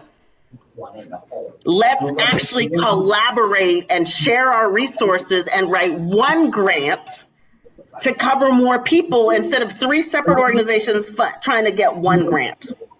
That would actually be, if you have one takeaway, write grants together. Because we're all fighting over the same little pennies. Walter, I know I don't have the full answer, but that would be my. Well, you gave me some ideas concerning housing. So people that are in charge of housing, landlords and realtors, they are in that position because they want to get money. Plain and simple. So how would a grant look for to benefit a landlord, to offer them something aside from the rent that they're getting, where they would get a bonus for housing someone of put that in your grant. Put that in your grant. Literally say landlords that will agree to do X, Y, and Z and provide housing for X, Y, and Z. Here is a bonus to prove that people that are coming home are still people and still need a place to sleep. Put in your grant. Be creative. Absolutely. All right. I see Geratoni. I know that's not your full name, but your hand's up. Yes, ma'am. In the Las Vegas shirt. Let's go to Vegas, gamble, make some money, and get everybody some housing. So I am reentry. I came home. It'll be 3 years in May. And if you know Marie and them, they'll tell you I hit the floor running, basically. I was gone for 5.5 months, but by the time I got back home, everything was tore up. Lost everything. Storages, apartment. Unfortunately, my car was sitting at somebody's house and the car was there. That was my, that and the IDs and everything. My big issue is, like you said, the Social Security card and the birth certificates is a big thing. And the transitional housing is a big thing. Actually, I want to open up one, but the transitional housing, because what I had to go through, I stayed with 2 people. I wasn't good enough to stay with them. I went from there to the shelter. From the shelter to, I went to Jesse's World. That's where I stayed. I stayed with Jesse's World for 1.5 years. In the process of me being there, I got my peer support certification, and I worked part-time. And I had done Impact. I've done all of their programs. I did the reentry. I did the jobs. I actually call myself, because I'm too old for that, call myself doing the construction program of the reentry of the construction. My thing is because I still keep in contact with some people at ORW. I have a couple people that I deal with on a regular basis from different prisons. I got 2 people coming out that's done 18 years.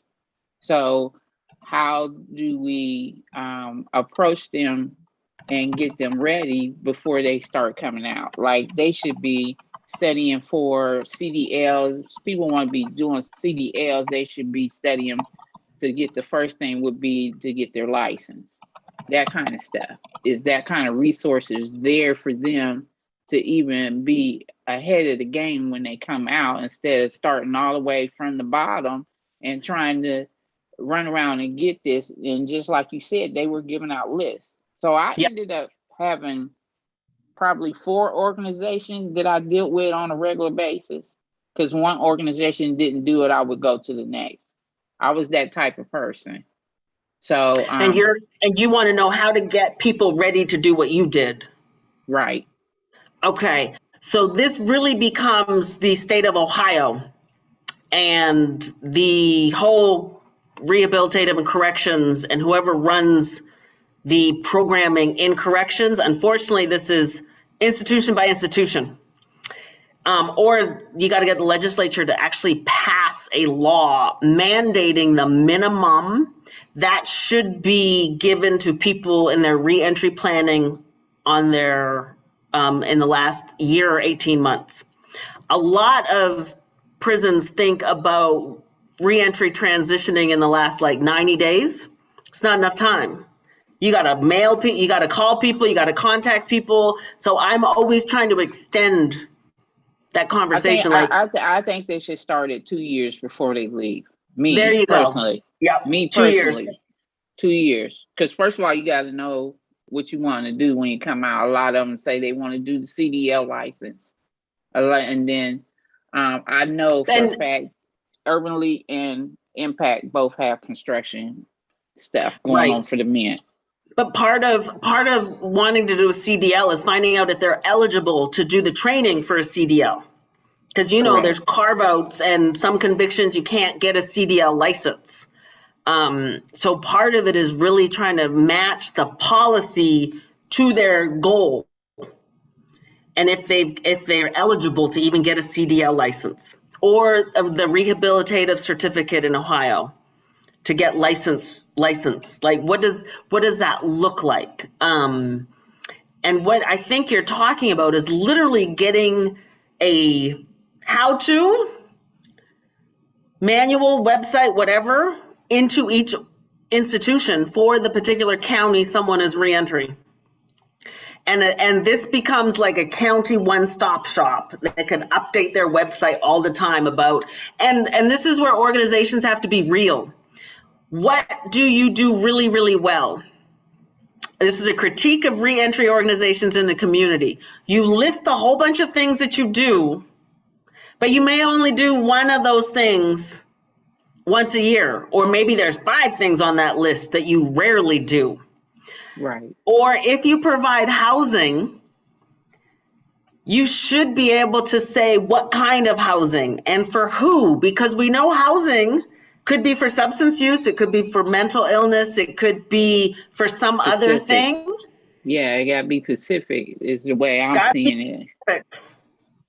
Because I had a debate with somebody with transitional, sober, and halfway housing. They're all different. They're all different. They was like, no, they're not. I said, yes, they are. They're all different. Yeah. So but I appreciate you too. So, but I am getting ready to get on the road and come to Columbus. So got it. Okay. So we're running out of time. We've got 4 minutes before you guys have to go to your other thing. I so appreciate all of you. I appreciate sharing your lived experiences. I appreciate you sharing your knowledge. I appreciate all of you that are connecting in the chat, because really this is what what I'm here to do is now what is use these conversations and the connections you've made and people's email addresses and organizations and links and see how you can collaborate. See how you can collaborate and use a more humanistic approach. I really appreciate all of you. I wish you all good luck. Thank you very much to the Ohio Reentry Collaborative. I know I've missed some names, but thank you very much for listening, for talking, for engaging, for staying on past our scheduled time. I really do appreciate you, and that and if you have the time, drop into the conversation via Zoom this evening or come in person. Take care. Thank you. Thank you.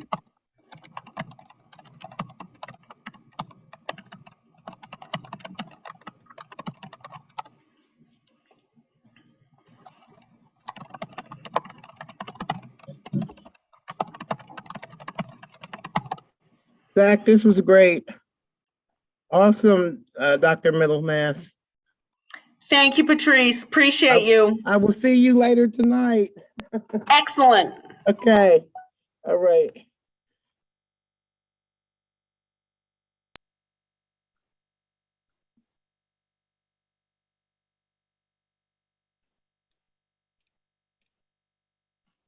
Keep your distance from people who will never admit they are wrong and who's always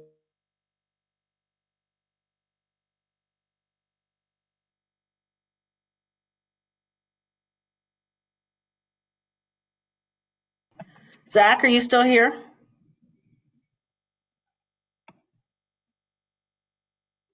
I am, yes. So I didn't know if you wanted me to stay on for a few more minutes or. It's totally up to you, Dr. Middlemass. Daryl Graves will take the steering wheel in about 2 minutes to start with our 4 national program features. So you're welcome to stay and hang out with us. Otherwise, I'll check in with you after this session ends. Perfect. And it's on the same Zoom, right? That is correct. Oh, okay, cool. Yep. I just told Daryl I wasn't going to be joining because I thought it was a different link, but I'll stick around. You found us. Thank you. I did. Thank you. Zach, are our presenters in the waiting room? There is not anyone in the waiting room currently, but my finger is at the ready to admit them. Okay. Hey, Zach, I gotta go to a meeting, a team meeting real quick, but I'll be back as soon as I can. Hi, Daryl, good to see you. Dr. Palmer. All right, I got one person saying they don't have the link, Zach, so let me send it.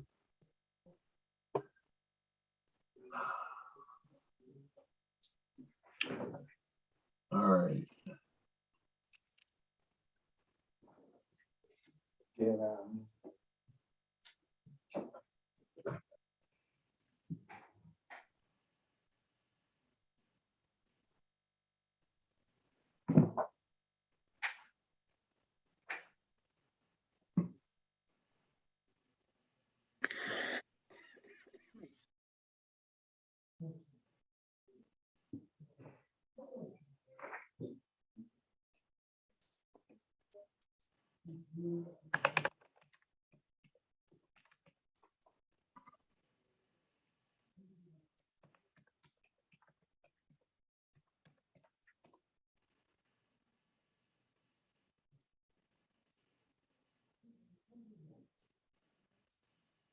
Good afternoon, everyone. We'll start in a couple minutes. We'll give folks another minute or two to get into the session.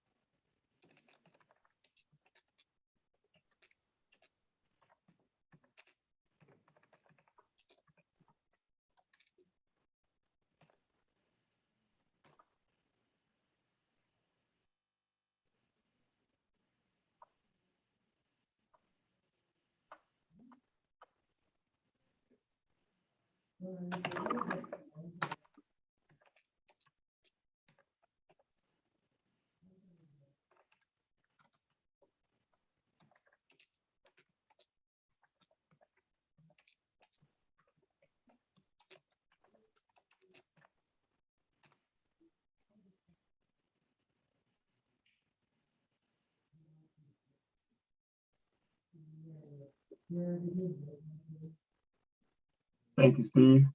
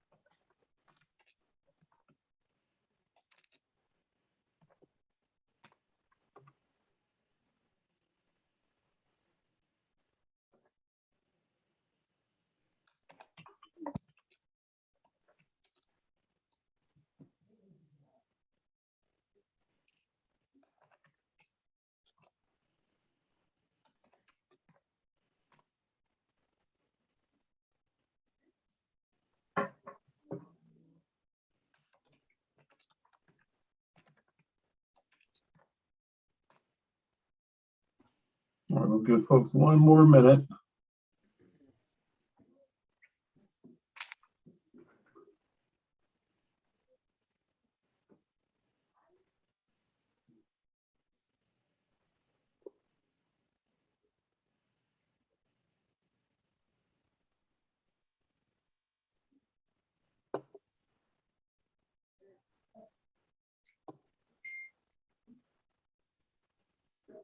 Am I going to be able to share my screen? Yes. Okay. Yes. Well, good afternoon, everyone. My name is Daryl Graves. I am the Reentry Administrator for the South Region with the Office of Reentry in the Ohio Department of Rehabilitation and Correction. We appreciate y'all joining us today. We know some of you are remaining in this session that continues from our previous session on prisoner reentry in the 21st century with Dr. Middlemass, and we heard some really good information there that I hope has left you with some thinking to do about what we do and how we do it and how effectively we do the work of reentry in our communities around Ohio. And so what I want to say to frame the conversation that we're going to have for the next few minutes is this. We believe that we do some pretty effective work in Ohio in our communities at the state and local level. But we try to be mindful of continuing to learn and make sure that we spend some time in a learning mode. And so we know that there are other folks from around the country and other states and jurisdictions that do some really impressive and impactful and effective work as well in the space of reentry, serving the folks who are returning to our various communities around the nation. And so we want to take a little bit of time today during Second Chance Month and this particular reentry week to hear from some of those folks around the country and some of the work that they're doing and how effective it is and some of their success stories and maybe a few challenges that we can learn from. And what I really want you to take away from this session is hopefully to be inspired and prompted to either take on something that you haven't taken on previously, excuse me, or to expand something that you're currently doing with some new ideas and some new thinking that you might hear. So that's what we want to do in this conversation.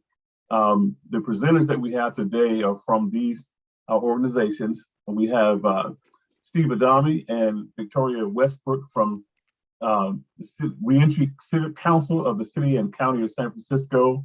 We're going to have Mr. Scott Leach, the Director of Fatherhood Initiatives from New York City Department of Youth and Community Development. Dr. Raquel Penderhughes, the Founder and Executive Director of Roots of Success, a sustainable environmental program. And on the emerging front, we're going to have some information from Brandy Harrison, Amy Kroll, and Angel Fazio from the Allegheny County Department of Human Services are going to talk to us about a program that they are currently initiating at a local jail. So those are the folks who are going to be joining us today. You won't hear much more from me. We would encourage you to use the chat for questions, and we'll have some time at the conclusion of each presentation to entertain some questions live. and kind of move through the presentation that way. We'll have some time at the end, if you're able to stick around for the entire section, to answer some questions about anything that you've heard or any other general questions that you might have for us in the Office of Reentry. So I have a team of folks monitoring the chat to answer any more general questions about reentry. So on that note, I will toss it to our first team of presenters, Steve and Victoria. Thank you. Hi, everyone. My name is Steve Adami, and I am the director of the Reentry Division for the San Francisco Adult Probation Department. A little bit about me. I got out of prison in 2010, and it was nice to hear that Raquel Pinderhughes is on this call. I'm not sure if she remembers me, but she actually wrote me a letter of recommendation for graduate school. So while I was on parole, I got a master's degree in public policy, got off parole, got hired by adult probation, and here I am today. I've been promoted a few times since. My team does three main functions. First, we supervise operations of San Francisco's Reentry Council. Victoria is our reentry policy planner, and she'll share a little bit about her life before we get going. We manage a behavioral health focused reentry center. And then we also fund around 60 reentry programs in San Francisco that are contracted with community-based organizations. I am excited to announce, I put a bunch of links in the chat, but we're a very small team that has just done tremendous work over the last 6 years. And just in the last 6 months, we've launched 3 programs that are very structured, very supportive, that have maybe 270 people living in them. On a daily basis, we house around 500 people a day, and there's close to that same number being case managed out of our reentry center. Victoria, I'm going to turn it over to you, and I am here. I'm going to be doing the slides for her, so let me get the share screen. She's going to be talking about a program that we launched last September. So. Thanks, Steve. Good morning, everybody. As Steve said, I too work for the Reentry Division. I'm also formerly incarcerated, you know, after doing meth daily for over 20 years and starting to sell drugs. And I was indicted by the feds for drug trafficking. I was able to get clean while on pretrial because a magistrate gave me the opportunity to go to treatment. Honestly, I didn't go to treatment to get clean. I went to treatment to get out of our county jail. That was horrible. And, but something took, right? When I went to treatment, there were people there that had higher expectations for my life than I did. I ended up going to prison. And when I released from prison in 2016, I became committed to work for, in support of and for people struggling with addiction in the reentry community. I started working for adult probation in 2019. Today, I'm currently the reentry policy planner, which means I am overseeing and staffing the Reentry Council and its 3 subcommittees. I'm the first formerly incarcerated person in this position. So let me get started telling you about the Positive Directions TRP Academy. Steve, can you go to the next slide, please? So here's a quick glimpse of the building. On the right-hand side, you'll see one of our single rooms with the bathroom. On the left-hand side. On the right-hand side, you'll see one of our group rooms. The picture below is our large kitchen area for dining. It also holds we hold some like recreational groups and things down there. And the top picture shows the staff for this great program. So the TRP Academy is a culturally responsive, peer-led, abstinence-based therapeutic teaching community and transitional housing program. The therapeutic teaching community is the first 6 months of the program and consists of like 4 phases. You can see each phase's key learning objective at the bottom of the screen. So the first 3 phases have about 108 hours of programming per month. In phase 4, students are looking for work and going back to school, going to vocational training. In phase 4, there's about 30 hours of required programming. Now, I want to talk a minute about the therapeutic teaching community and why it's so special. In the very structured beginning of this program, being in the program, living in the building is actually treatment, right? Everything that could come up in day-to-day living comes up in this therapeutic teaching community. And so clients are learning how to deal with things, how to cope with things, learning life skills, and it serves them as they develop kind of in a scaffolding through the different phases. So after the first 4 phases, if people are successful, they can enter phase 5, which is the transitional housing, and they can stay there for up to 2 more years. In the transitional housing phase, people start to serve as mentors for people in the earlier phases in the therapeutic community, and they still have to do about 16 hours of programming per month. So eligibility for the program, all justice involved men in San Francisco. They don't have to be APD clients. They could be on parole. They could be on federal probation. They could have had justice involvement years before, but we're still struggling from the factors that were prohibiting them from successful reentry. It is an abstinence-based program. No methadone, no Suboxone, no Adderall. We, of course, do allow psych meds and other health-related meds for blood pressure, diabetes, cholesterol, et cetera. But it is the only program in San Francisco that is truly abstinence-based. And this whole program came out of community input that said that they wanted spaces for people to live and a program where people can learn life skills and learn recovery skills that was abstinence-based. All of our treatment programs in San Francisco funded by the Department of Public Health are harm reduction based, and our clients told us, we did this massive survey, and they told us that they were having a hard time getting their lives together, getting clean next to people who were nodding out and high. And believe me, in the current culture of San Francisco, proposing that we do an abstinence-based program was a big lift. It took us months, multiple board of supervisor meetings to really push this and explain to people that we're not against harm reduction. We just feel like there needs to be more tools in the toolbox in order to help people get their lives back. Like seriously, the city currently funds over 450 beds for people on medical assisted treatment. We just wanted another venue for people who wanted to gain abstinence. Could you go to the next slide, Steve? So in the top cloud on the left-hand side, these are the learning objectives for the first 90 days of the program. The bottom center cloud is really the core classes that all students in the first 90 days are required to take. And then the top right-hand cloud are 3 groups that all students, both in the therapeutic teaching community and the transitional housing, have to participate in. Community service is a big part of the program. One of the groups in the top right-hand corner that I really want to talk about is called The Gathering. So The Gathering started in 1993 when Craig Johnson, who is now the director of the TRP Academy, he graduated from Delancey Street. And it was really established to support Black men leaving residential treatment.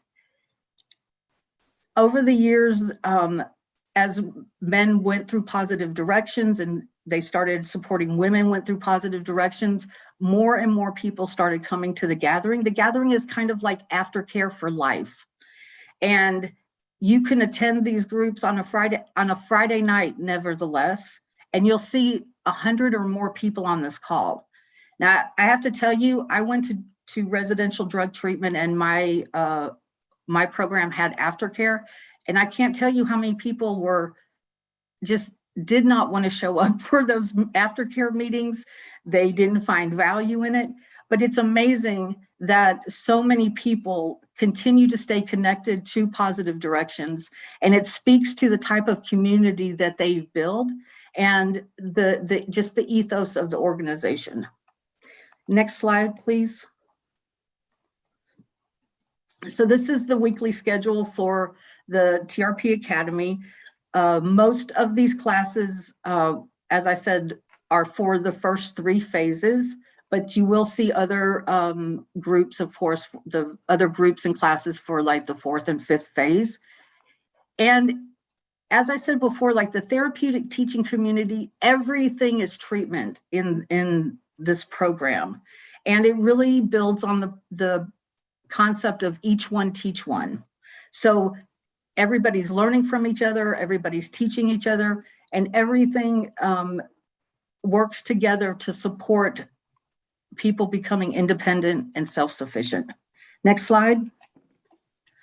So I just want to give you an update about what happened in the program so far. So we've been open for about 7 months, and we've already started the program evaluation. We're doing the process evaluation first, and it should be wrapped up about August.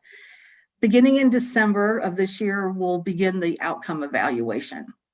So the program capacity is 70 people, and we've been consistently at 90% capacity. And just to give you context about that, I mentioned the 450 beds of residential MAT treatment that the city funds. Those treatment facilities are consistently at 50% capacity. We're an abstinence-based program, which is a very different idea and culture for San Francisco. And for us to be at 90% capacity consistently is truly amazing.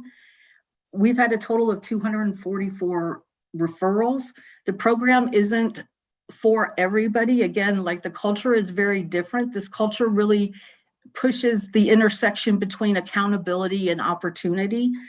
And so it's not for everybody.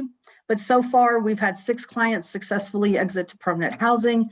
And it's truly an amazing program. Even some of our most challenging clients with mental health challenges who struggled in other programs and in residential treatment have been successful in this highly structured abstinent-based program.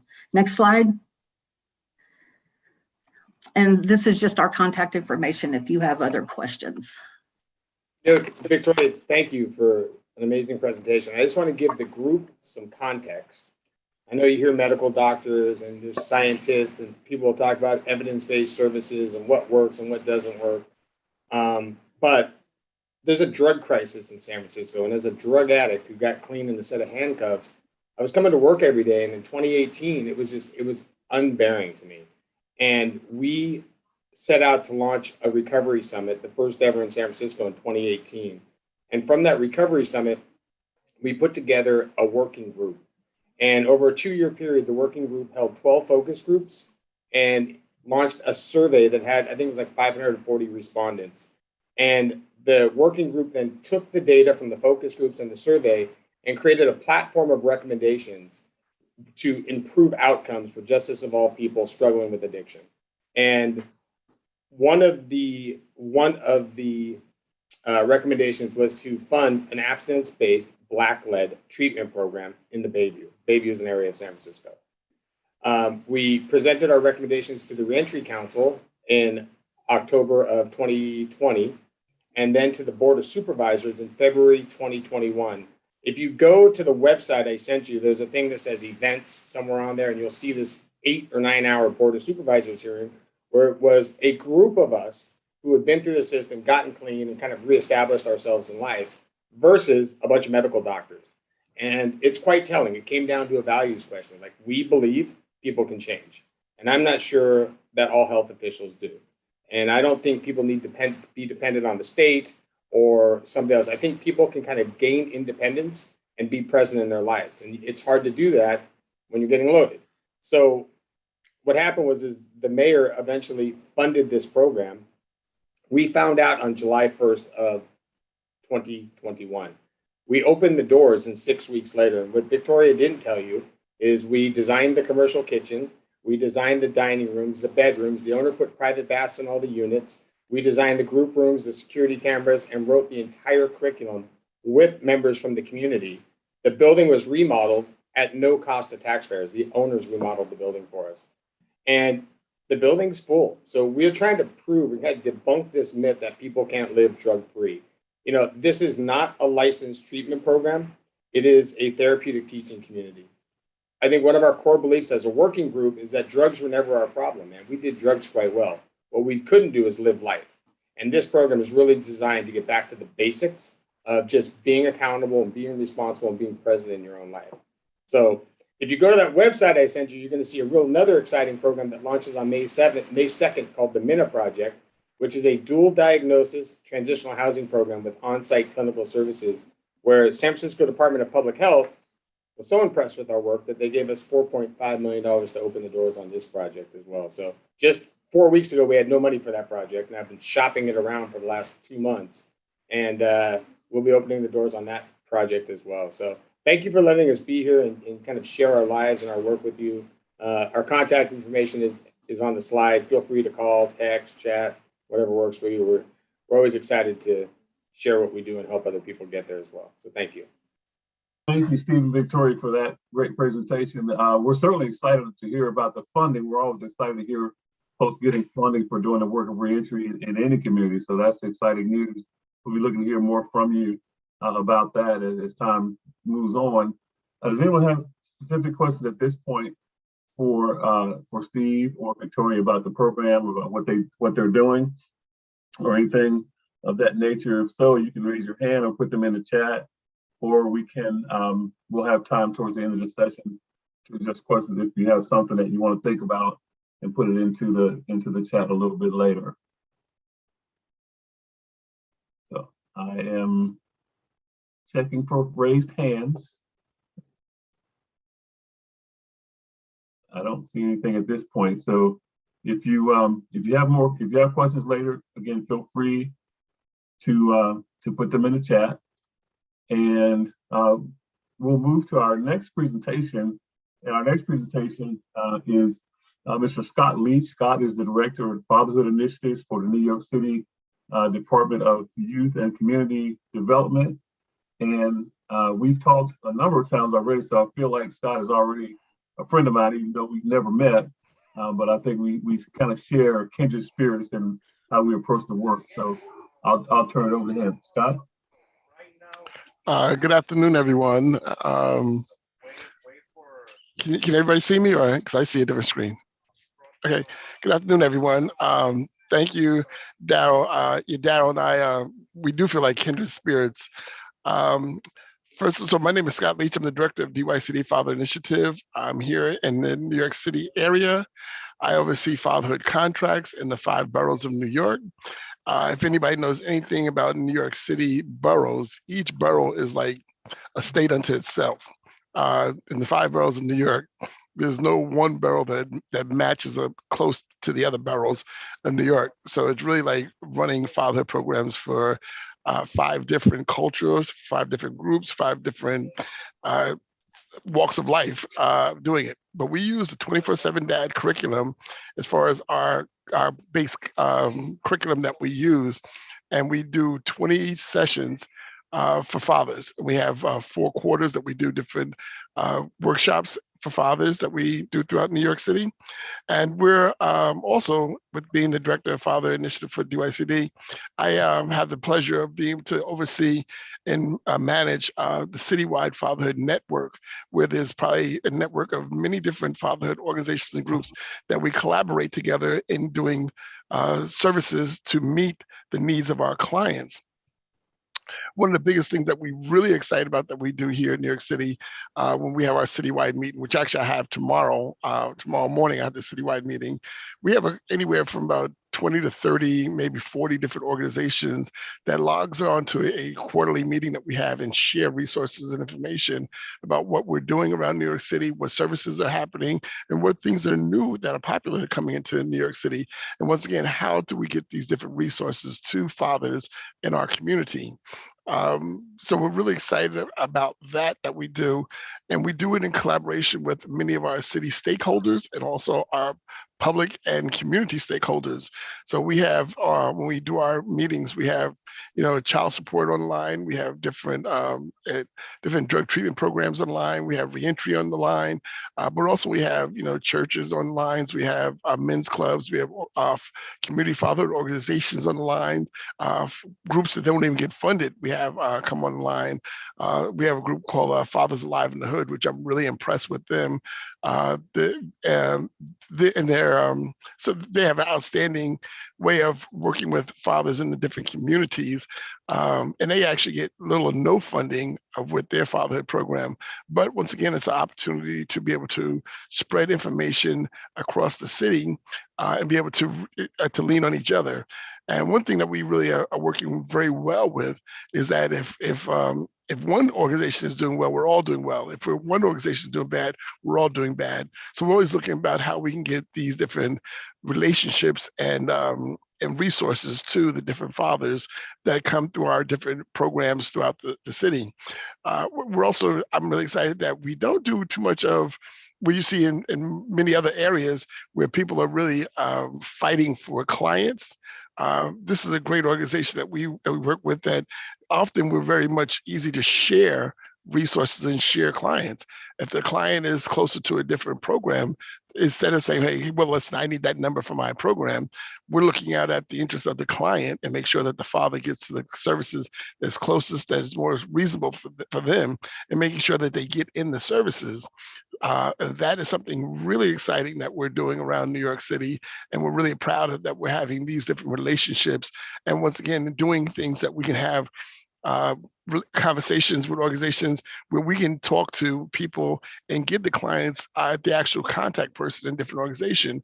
As some of you know, that when you make a referral from a father from one organization to another organization, usually go out and they sit in the lobby and wait for somebody to call them in to doing it. What we're doing very well would be able to giving a person's name and say, hey, I need you to go see Mr. Jones. Mr. Jones is going to be expecting you to come in to talk to you about whatever the situation may be. And once again, that is very helpful for when fathers move from one organization to another organization. They have a person's name that they're looking for, and that person is looking to receive that father into their services program. We found out before, especially doing father-friendly checkups, and I'm not sure if you all know about doing a father-friendly checkup with your organization, but we realized that a lot of programs and organizations around New York were not father-friendly. So they didn't really welcome men into their programs. But we've done across the city different fatherhood checkups with different organizations, with many of our stakeholder organizations. So once again, as fathers and men come into the different organizations, that they're very much welcomed. And once again, they feel comfortable within their surroundings. One of the biggest things that we tell people, especially doing a father-friendly checkup, is that what your environment looks like. As soon as the father walks in the lobby, does he see pictures and information that looks like him? If not, he's already saying that this is not for me. I also remind young ladies, it's like if you're going to a doctor's appointment for whatever things and you saw a bunch of football paraphernalia up on the wall, you would not feel comfortable going into that office either. And that's the same thing that men do. And men are very visual creatures that we are. First thing, before we even read anything, it has to look like me, it has to feel like me, and I have to feel welcome in it. As soon as I feel that it's not for me, I'm out. Doors closed in my mind, I need to move on to something else. So when we're trying to get fathers to actually go to different services, we talk to agencies to make sure that they are making their lobby areas, especially father friendly, and also reminding their staff when they're talking to fathers, be patient. Sometimes they may have the dialect to be able to tell you everything that they want you to understand. And they may give them a little time to explain where they're going with their conversation. And we also appreciate that happens with a lot of our organizations, that they give the guys time to talk. So once again, DYCD we're really a funding agency. We fund a lot of programs around the city, and we fund directly 8 fatherhood programs across the 5 boroughs of New York City. So some things that are coming up, that I'm still excited about. Today, I was just at a Denim Day rally. I'm not too sure if people know about Denim Day, which is today. It's the National Day of Recognition for victims, assault, people who have been sexual assault victims. So it's a case that happened many years ago in Italy. But today is Denim Day, so we were out rallying with the support of the women in our city, and also showing them and talking to men about being advocates for women and make sure women feel safe when they're around men. So we do that. So all it kind of falls under what we're doing here at DYCD with our fatherhood programs. And that's it for me right now. Okay. Thank you very much, Scott. If anyone has questions, again, you can feel free to put them in the chat. I see one request, Scott, more information about Fathers Alive in the Hood. If you could send me some information on that. So they actually have a website. It's a really really dynamic group. They have YouTube channels and they have a website. If you just put Fathers Alive in the Hood, and they go by the name Faith.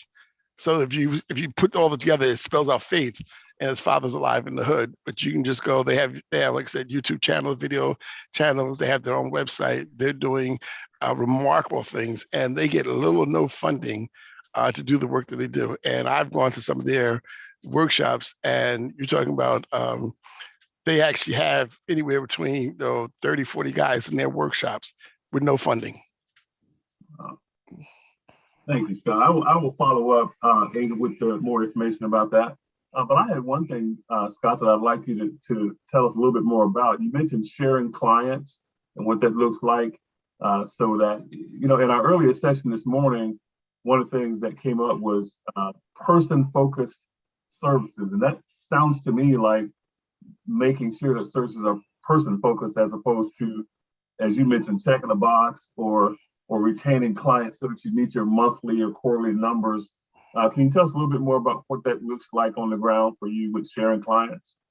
So on the ground, we have each other's phone numbers, contacts, and everyone, like I said, builds their own relationship.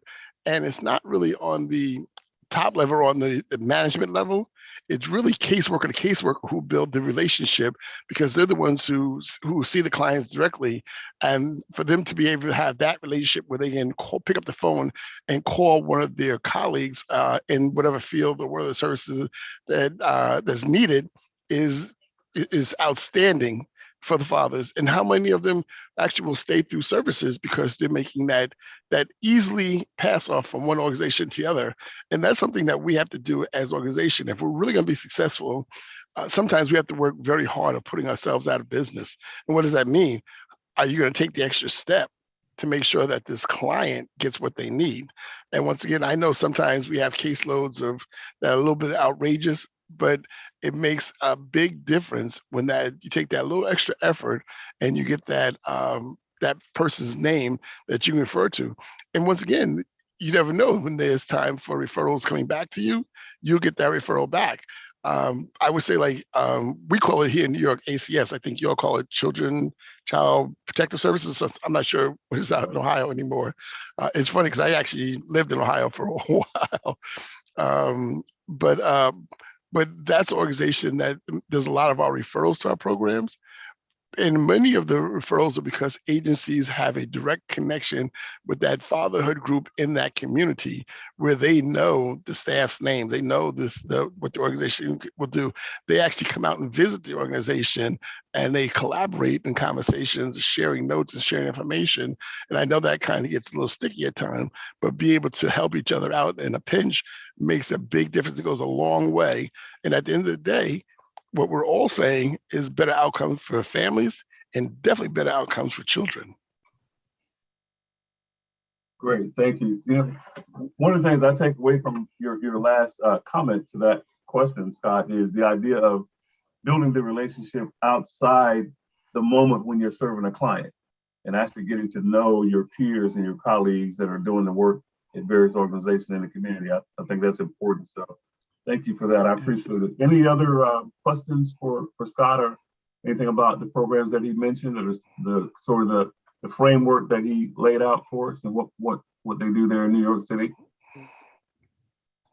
So Daryl, can I talk about the upcoming father conference we're doing?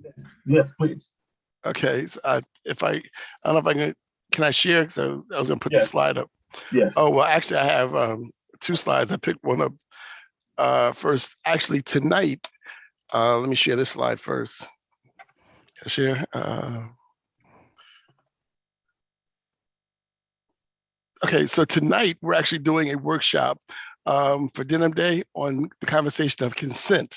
We're going to be talking to men about the understanding about consent. And many times, most males, they say most good men do not really truly understand the conversation of consent. So we have some experts that are going to be on with us tonight at 4 o'clock on our YouTube channel. If you go to DYCD Barbershop Talks, as you see in the top, you can join our conversation, and we're going to be talking about consent and what consent really means and how you can obtain consent. Is my screen sharing? Actually, it's not. No. Okay. Can you see now? Okay. It is. It's coming up now. Oh, okay. I'm sorry. Okay. Okay, so this is a flyer that we have that's out today. We have 3 panelists plus myself and my 2 other co-hosts that are going to be on with me. And at 4 o'clock, we're going to be talking about consent. We have a couple of youth community centers that are going to be on with us. So those kids are going to be hearing and asking questions about consent. And once again, when we talk about consent, it's in such a broad perspective. And I was saying earlier, they said the average good guy, the guy that you would think was one of your star students, your star kid at your program, if you really asked them, what does consent mean and when does consent end? Most of them couldn't tell you. They almost hardly any of them can tell you when consent ends. So we want to have that conversation with our young people tonight to talk to them about that. And that's going to happen tonight at 4 o'clock. So I know you both had a long day today with the conference that's going on now, but once again, it's interesting in seeing that. And then let me go back to my next thing, if I can find it and pull it up real quick. We're going to be doing a conference coming up, a New York State conference on fatherhood that we're hosting. Oh, here it is. Okay. Let me close this stuff down. And share again.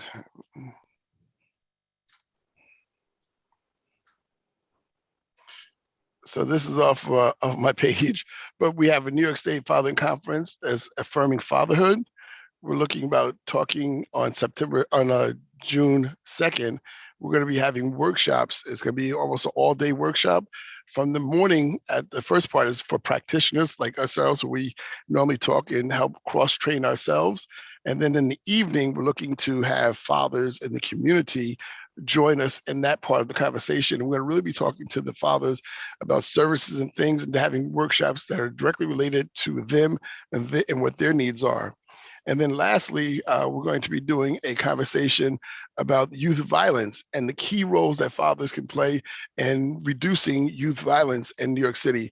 That's a real big thing here that we're having. We have a lot of gunplay, but we believe that as fathers and father figures, we have a critical role that we can play in reducing youth violence, but we have to be part of it, and and it starts with us. And so we're going to have a conversation as part of that conference. We're going to be doing also for that event coming up on June 2nd. This will be coming out soon. Daryl, I definitely will be sending it to you. If I think Friday is actually the real registration link is going to come out. Dal, if I can send it to you and you can send it out to this group, and it's free of charge, it's virtual. If you'd like to join in and be part of it, please do. We welcome everybody to join in this conversation because your voice is needed and your voice is welcome in this conversation and work with fathers. All right, thank you, Scott. I'm not seeing any other questions or comments in the chat or any raised hands. So I'll remind folks, Scott mentioned a couple of things to send out, and I will certainly forward those to our session host, and you'll get all the documents and all the PowerPoints or anything else that is shared during this session. You'll get it post-session via email. So look forward to that. And certainly if you have any other questions or requests regarding anything that you've heard, put them in the chat there and we'll forward information accordingly. So we'll move to our next presentation. And, I mentioned sort of having a kindred spirit with Scott, but our next presenter is someone that I actually have met before. It's been a while, but I count her as a friend, as not only a colleague. And so I'm really excited that she was able to join us today and talk about something that I know is near and dear to her and also to me and some of the other folks that are doing some of the work here in Ohio. But we want to learn more about what's going on currently and how we may be able to move forward with some of that work. So to talk to us a little bit about Roots of Success, Dr. Raquel Penderviews. Raquel? Thank you, Daryl. I'm going to take just a few minutes to introduce myself, and then I'm going to have a PowerPoint slideshow. So thank you so much. I've learned so much already, and I'm really excited to talk with you. My presentation is going to focus on workforce training and on empowerment, which I think is very complementary to what we've heard about housing and supportive services, and also working with fathers and families. So I am a professor of urban studies and planning at San Francisco State University. My area of expertise is environmental justice and sustainability. I have been involved in prison education work for 40 years. For 10 years, I ran the Delancey Street program. That's where I met Steve. That's where I met Greg. Really excited to hear about the work that Greg is doing with you, Steve, and good to see you. In 2008, I founded a program called the Roots of Success Environmental Literacy and Job Training Program. And it is designed for two reasons. First of all, it prepares individuals, youth and adults that have been poorly served or failed by the education system for 100 different jobs in environmental sectors. These are good jobs that provide people with living wages, with healthcare benefits, and with occupational mobility. And as importantly, this program provides people with the knowledge and skills they need to address environmental injustices in their communities, because the same folks that we're talking about who are incarcerated usually often come from communities that are on the first line of environmental challenges. So this program is both a job training program and an empowerment program. I wanted to say that this program is offered both in the community and in carceral settings. 25,000 students have gone through the Roots of Success program, over 11,000 of them while they were incarcerated. We offer the program in prisons, jails, and juvenile detention facilities, in job training and reentry programs, and schools and youth programs. We also are increasingly offering the program for unhoused populations and in other settings. And if you will allow me, I will share my screen. I think I can do that. Yep. And I'm going to show you a PowerPoint presentation. And the PowerPoint presentation is going to focus primarily on our apprenticeship and pre-apprenticeship program. And we're very excited about this apprenticeship and pre-apprenticeship program. It's very similar to our original program, but it provides our graduates with credentials that are highly valued by employers and that really give them a leg up as they search for work, particularly post-incarceration with criminal records. So as I said, Roots of Success is an empowering environmental literacy and job training program, and it prepares youth and adults for jobs and to improve environmental and social conditions in their communities.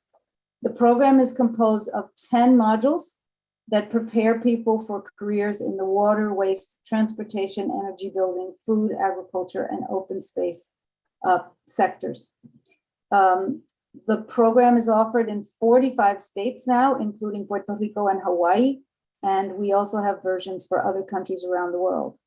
I mentioned these 10 modules. Each of these modules is designed to help people get a deep understanding of the issues in these sectors, the issues in the water, waste, transportation sector, et cetera, in order for them to be able to meet the qualifications that employers are looking for when they hire graduates for entry-level green jobs, meaning blue-collar jobs, as well as white-collar jobs in these sectors. I think Scott raised a really important point, which I would say we talk about as cultural competency, sort of as a shorthand of saying that whatever we do has to be directly relevant and meaningful to the population we serve. And within the context of environmental literacy and green job training, that is very often not the case. The mainstream environmental movement and the environmental education system in the US does not front and center the experiences of people who come from low-income communities or communities of color, And as a consequence, many people from these communities feel unwelcome in the environmental space. They don't think about pursuing careers in environmental sectors, even though these careers could greatly improve conditions in their communities. So as a result, we have customized versions of Roots of Success. We have versions for incarcerated adults, versions for incarcerated youth, versions for adults and youth that are not incarcerated, versions for youth who are in school, versions for youth who are out of school, versions for Spanish speakers, and many other customized versions, including for low-income social entrepreneurs. I don't know if Steve or Victoria from the Bay Area are familiar with the Green Streets program, but the Green Streets program is a program started by men and women who had been incarcerated in Viz Valley, Bayview, Hunters Point communities.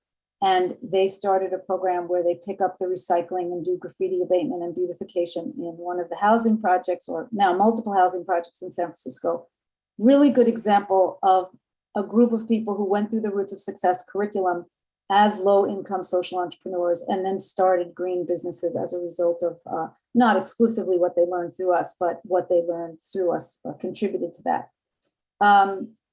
The curriculum, in addition to being composed of 10 modules, also very importantly includes a Green Jobs and Career Pathway Guidebook, which is used by counselors and teachers when people graduate from the program to literally talk to people about these 100 different job opportunities and to place, begin to prepare them for the job interviews that they need. And they graduate from the Roots of Success curriculum, not only with a deep understanding of these issues, which allows them to impress employers in an interview, but also with resumes, cover letters, going through mock interviews, knowing how to respond to employer queries, in the internet and in person, and really having the job readiness skills that they need. I also want to mention that Roots of Success, very importantly, has a very large adult literacy focus. Most of the people who go through our curriculum, and as I said, we've had 25,000 students, over 11,000 incarcerated settings, have been failed by multiple systems, including the education system. And on average, our students have 4th grade math, 7th grade reading.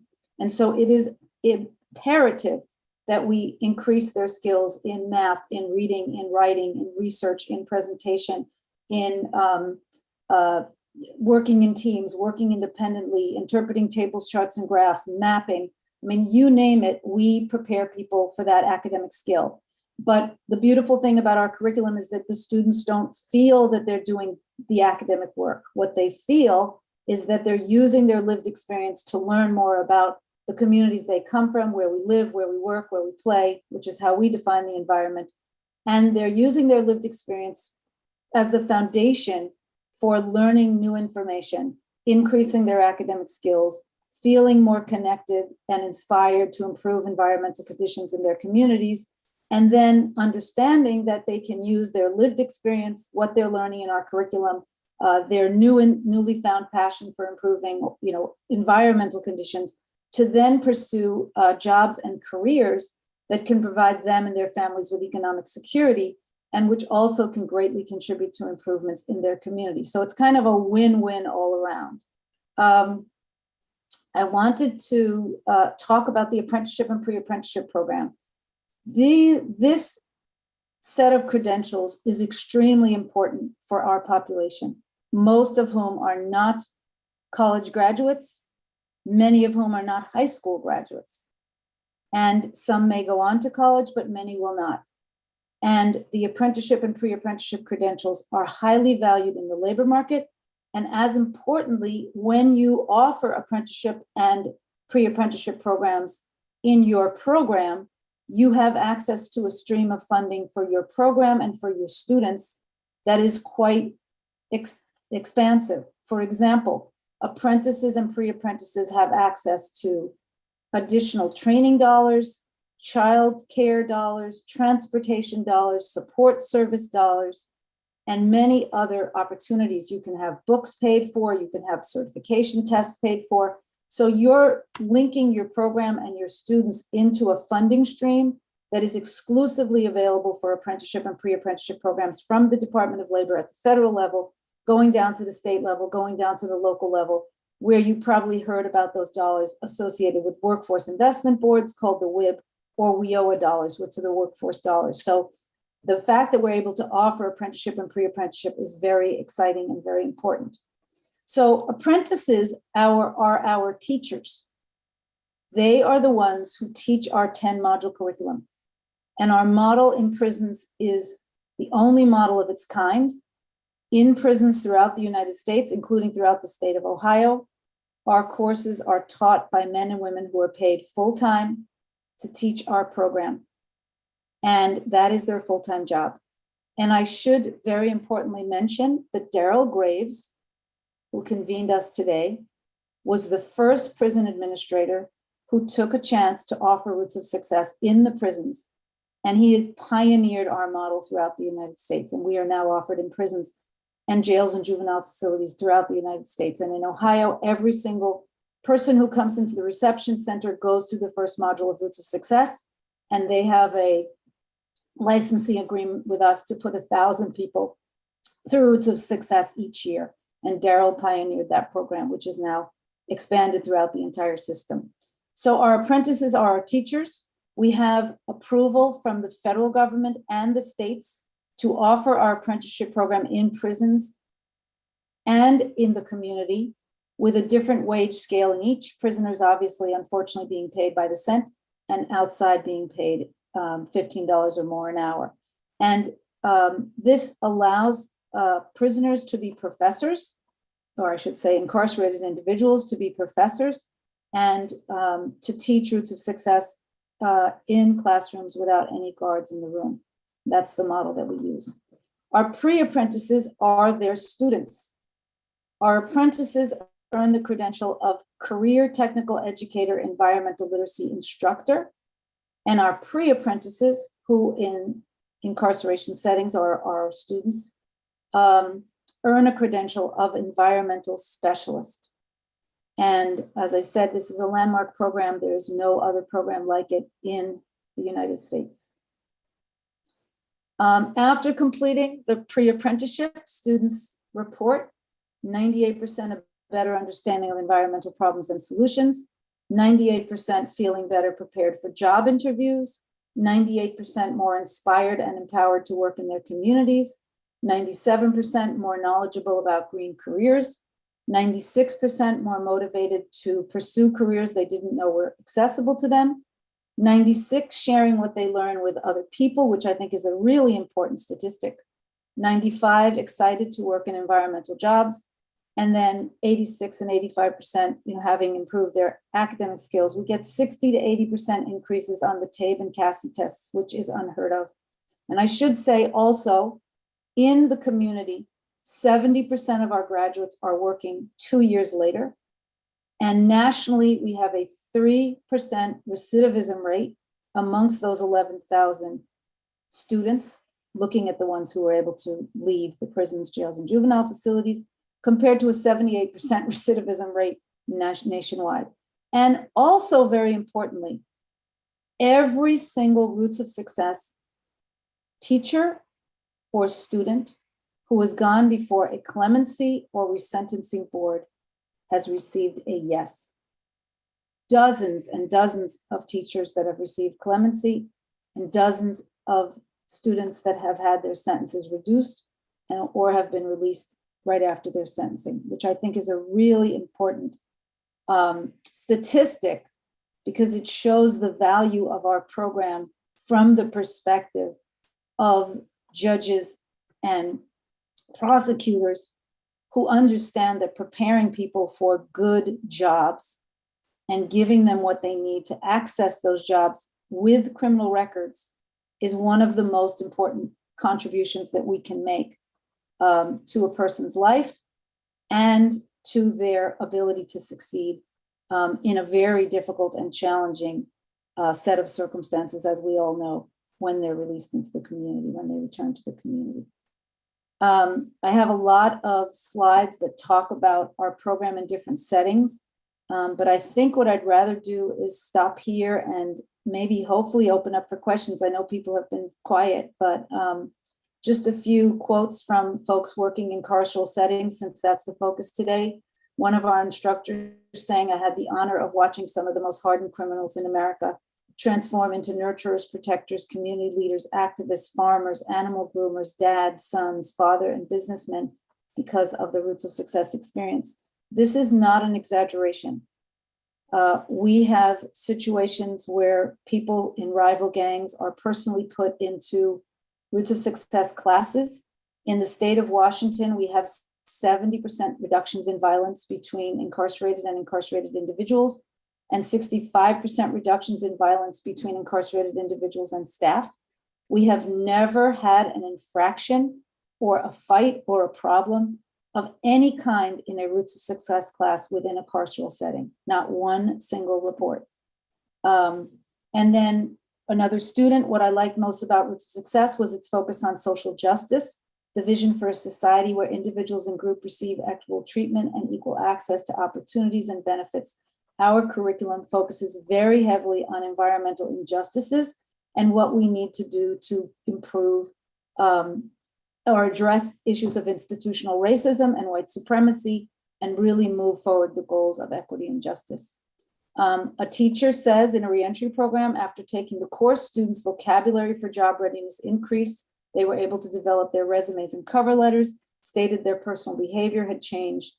For example, not leaving lights on, not running the AC. Daryl, you might remember in Marion, our teachers and their students have started every single environmental program in a prison that you can name since 2009. They start gardens, they start recycling and compost programs, they start energy reduction and water reduction programs, and they go on to then provide workforce opportunities for people who are incarcerated. And I should say that our teachers in prisons are men and women serving long and life sentences. As I said again, though, many of whom have, surprised to themselves, received clemency as a result of their participation in Roots to Success when they went before the clemency boards. So I'm not sure how long I've been talking, but I think I'm just going to stop here, even though I have other slides, and open up for questions. I don't have access to the clock. I apologize if I went over. That's okay, Raquel. Thank you so much for that presentation. There's a couple of things that I really want to reinforce or reiterate, but I do see a couple of questions. There was one question in the chat from Brandy asking, how's the program structured in a jail setting where the stays are short? Yes, I'm so glad you asked that question because that's one of my slides that I didn't get to. So in prisons, we offer the program, as I said, with people serving long and life sentences as our full-time teachers and program directors, and they get paid full-time for doing that work. In jails, we offer the program online. So in a jail, somebody takes the program on a tablet or a computer in either the prison library or in a cell or in some other setting, and they get 10 micro-credentials for each module that they complete. So it's different. It's a different customized version. It's an online version. Okay, thank you. And I saw Joe, I think you had your hand raised, Joe Brash. Yeah, we have been talking about trying to start some kind of a workforce development program at the two local jails, mainly the Muskingum County Jail. And the short-term sentences make it a little difficult to actually achieve very much. Do you focus on certain modules for the individuals that are shorter term, like communications, interviewing, or things like that, job preparedness kind of modules, or do you, what do you do? Yeah, again, thank you for that great question. That's so important, and I should mention it. Roots of Success is designed to meet the needs of the settings in which it is offered. And as a consequence, the entire 10-module program and the pre-apprenticeship program take only 60 hours to offer. So a person can be serving a 1-month sentence and go through all of the curriculum and get the credential if they're not working, or they can be serving a 3-month sentence, or they can be serving, in Rikers Island, we offer it to people who are off serving, sentences within weeks. But in addition, to your point, programs can offer individual modules, and students can receive a credential for every module they complete. So for example, let's use Rikers in New York again, or, there's many settings in which this is true. Students come in, they start with the fundamentals module, they immediately earn the credential. That's a 6-hour module. They're there another day or another week, they take the next module, that's another 6-hour module, they earn a credential in the water module. And each job readiness exercise is scaffolded within the modules. So if you go through the first module, you learn the difference between a career job and a career pathway. And you start to think about yourself in, longer terms, not just earning a check at the end of the day, but, how can I actually use my life experience and what I know in the world to develop over time and develop more autonomy and increase my salary, et cetera. Then you go to the water module, you learn about your strengths and weaknesses. So the more modules you take, the more credentials you earn, and the more job readiness skills you acquire. So the answer is yes, we do offer the curriculum in a way that meets the needs of people that are serving very short sentences. We do that modularly. We offer people a credential for every 6-hour module they complete. And we scaffold the job readiness skills so that they can begin to get the job readiness skills immediately and the credentials immediately. But then they get more the more they complete. But it's only 60 hours, which you can do in a month. You could do it in 2 weeks, quite frankly. And follow-up question, of course, is always about money, costs. Yes, it's very inexpensive because most of the programs that offer Roots of Success are either under-resourced or are not incentivized by federal grants or local grants to offer this kind of a program. So it costs, there's a sliding scale. It costs between $150 and $300 per student. And there is a $100 registration fee for the pre-apprenticeship program, which we regularly waive for programs that do not have the funding. However, the most important thing is because we now offer an apprenticeship and pre-apprenticeship program, which we were only approved for last year after 12 years of work, because it's very hard to get that opportunity. Once you offer an apprenticeship and pre-apprenticeship program, your program can apply for funds to pay for the Roots of Success program in its entirety.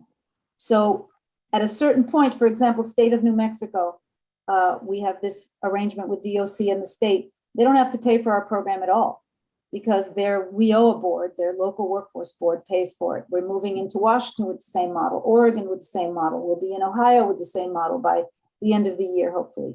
So it's priced very affordably, $150 to $300 on a sliding scale, depending upon the funds. And then, as I said, $100 pre-apprenticeship. And then there is a cost to train your teacher. And the sliding scale for your teacher is $1,500 at the bottom, $3,000 at the top. They leave with all of the teaching materials that they need to teach our multimedia activity-based curriculum. I didn't talk about the pedagogy. Somebody asked me about the pedagogical approach because it's really important, building on Scott Lee's points.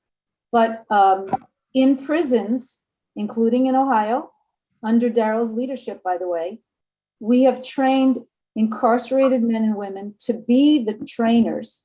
So there's no cost to the prison to train new teachers because they have incarcerated individuals who are paid full-time to run our program. And one of their jobs is to train other people to teach. So in Ohio, we've trained hundreds and hundreds of teachers, men and women, at no cost to DOC. We like to say that we've solved every problem after 12 years. Of course, that's not 100% true. There are always more problems to solve, but you're asking a really important point, which is not only how do we get prisons to pay for things, but more importantly, how do we incentivize carceral settings to offer progressive, radical programming, which is what is needed. And we do that by meeting them where they're at and by providing them with the infrastructure and the pricing structure and the palatable approach that they can say yes to. And then we get ambassadors who talk about the program to their colleagues. But we have to price it very inexpensively. Thank you, Raquel. I saw one other raised hand, and then if you have any other questions after Crystal, if you go ahead and put them in the chat and we'll continue to respond there. And certainly we'll have a little bit of time towards the end, but we do have one more group to present. But Crystal, what was your question for Raquel? Can this program also be offered outside of the prison walls? So after someone is non-incarcerated, if we wanted to do a reentry portion of this, is that possible here in Ohio? Yes, yes. About 50% of our programs are reentry programs. Absolutely. I only focused on the carceral settings because of the meeting.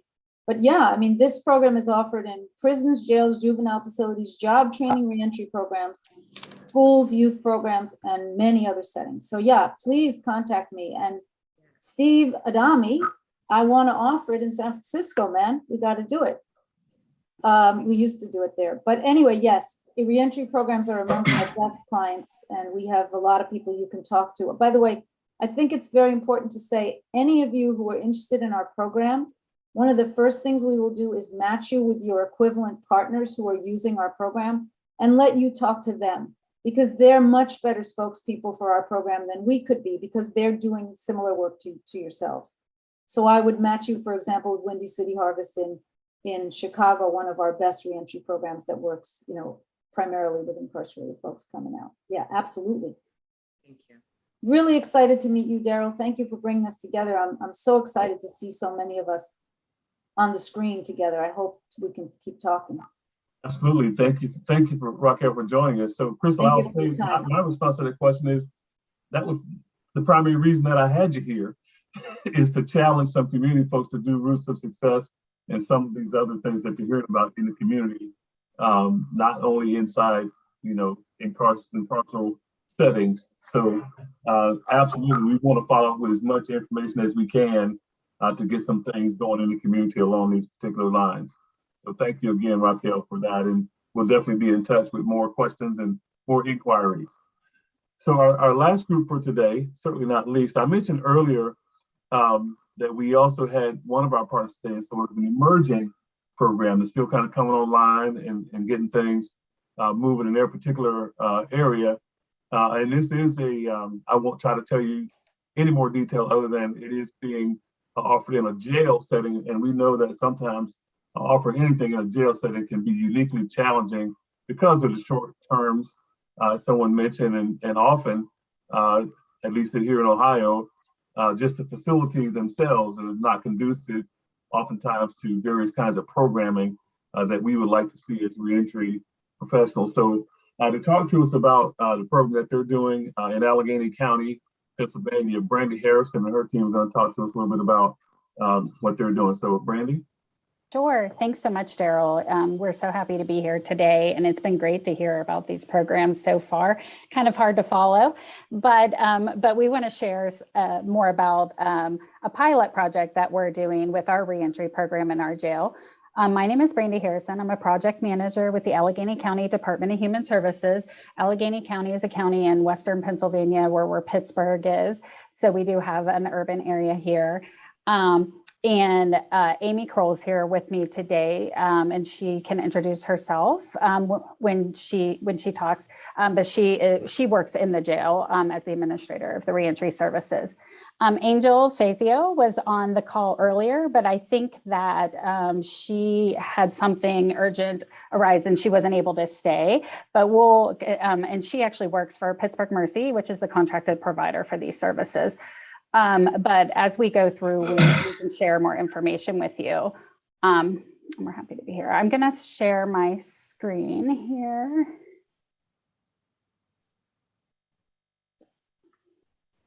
Hopefully.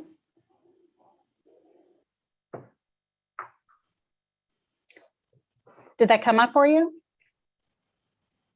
Yeah, Brandy, it's up. Okay, perfect.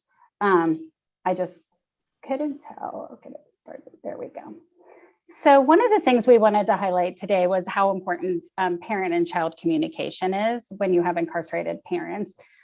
We are currently in a pilot project that targets men and women who are serving a sentence in our jail and are at medium to high risk of reoffending, with the goal of reducing recidivism, and then also to improve critical outcomes for the children, such as reducing child welfare involvement and also juvenile justice involvement. Our participants have increased understanding. our goal is that participants will have an increased understanding of child development, nonviolent discipline techniques and parenting skills, as well as problem solving. And we also want to make sure that families are supported and connected to resources during the parent's incarceration. One of the key points of this is that we want the families to maintain connection to the incarcerated parents and address the trauma that has happened. So we really do focus on increasing contact with the parent who's incarcerated and the children in this project. And then we want, obviously, to see the reductions in recidivism and the violent incidents of violent crime for incarcerated parents after release as well. So part of the program activities is parenting classes inside the jail using an evidence-based program. This is something that we already had as a part of our reentry program, but this pilot project expands this to include more. Participants in these classes also typically participate in coach telephone calls. So there's a phone call with the family with a staff person on another handset as well. So they're being coached throughout those calls, and also in-person family visits, contact visits.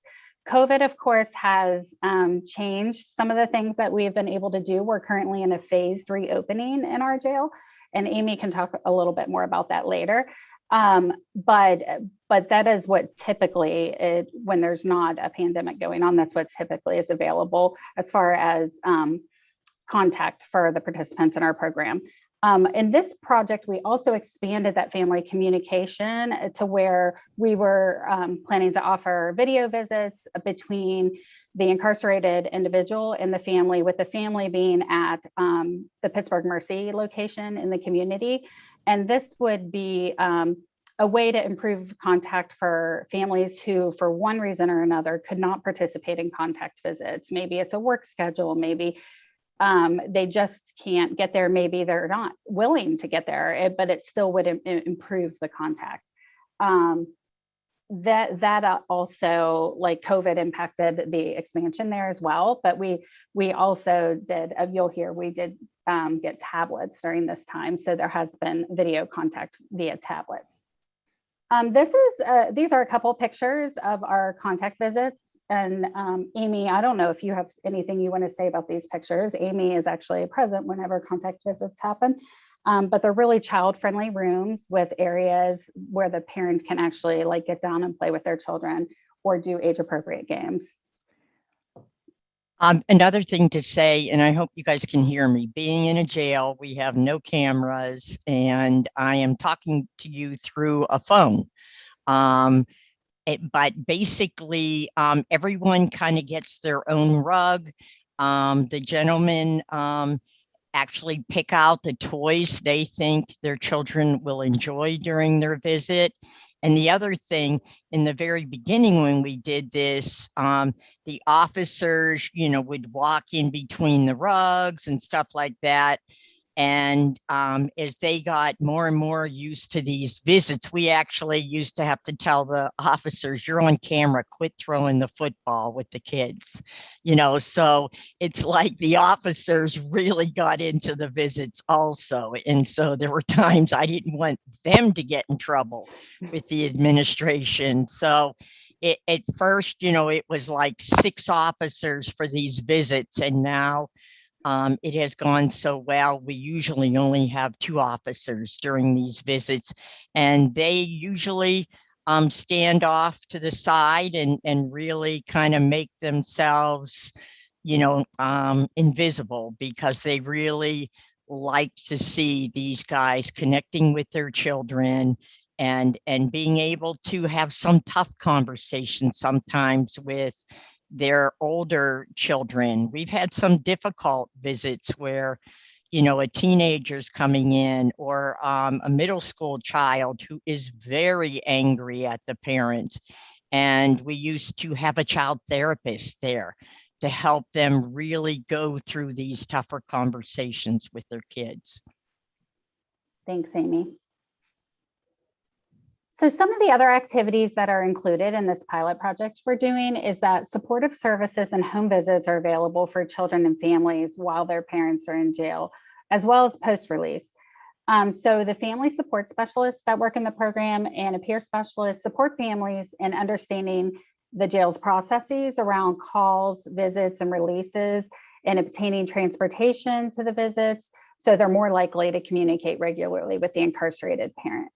The staff also visit with the family members in the community and help them address any urgent issues. We use a screening and assessment tool, a standardized screening and assessment tool to help identify areas where the family might need more assistance.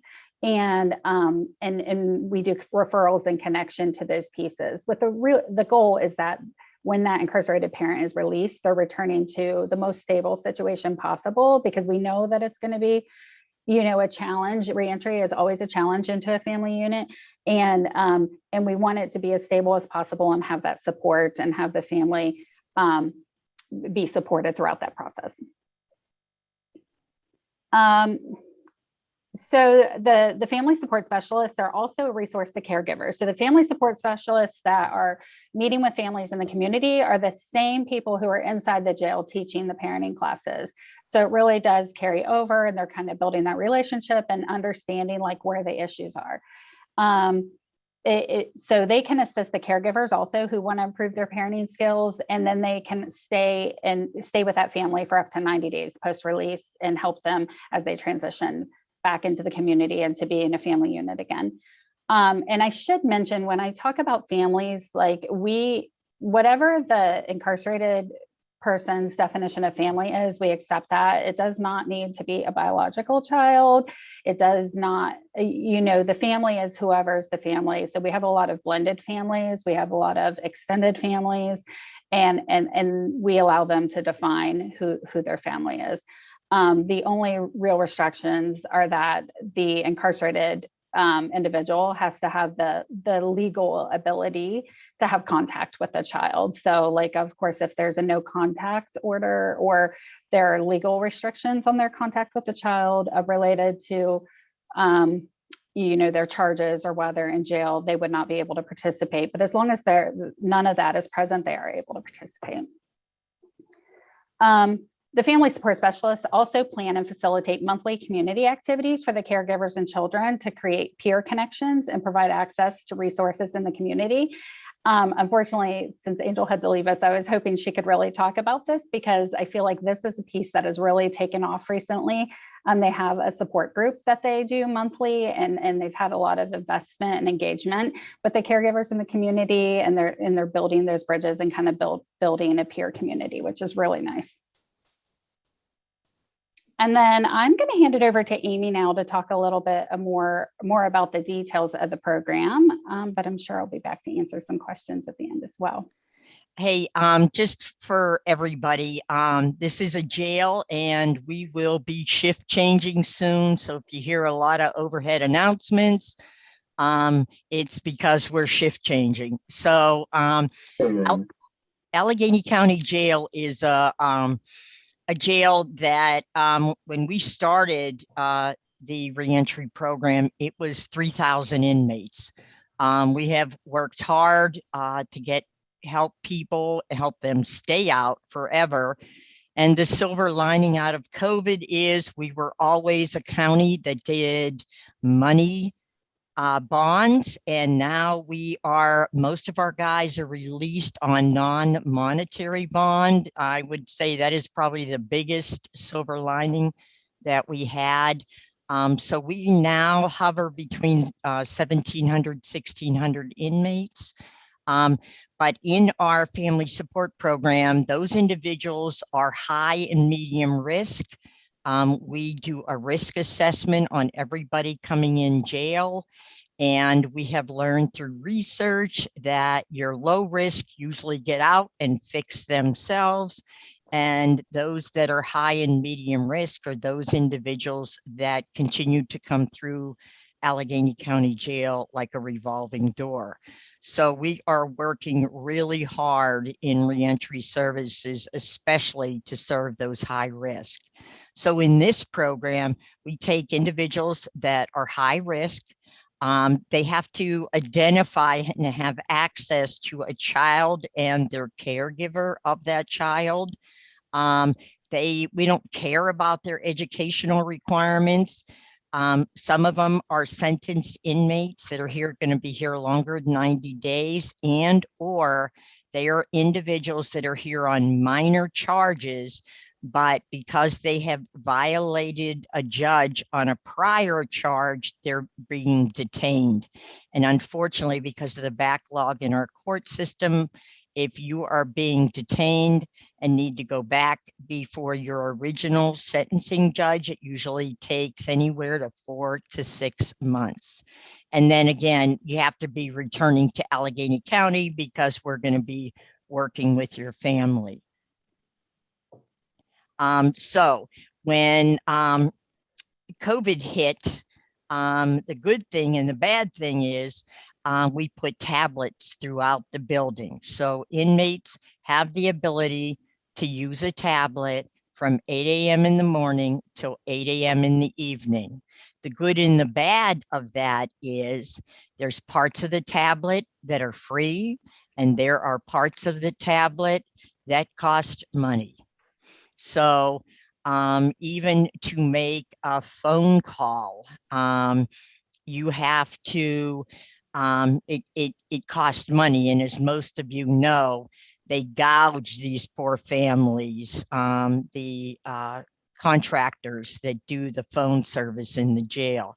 So the other exciting thing is that when COVID hit, we had the tablets. Individuals could stay in contact with their family through video visits that are done outside their cell on a docking station, and or they could make the phone calls from their cells. But again, money, money, money, and this can really hurt a family on the outside.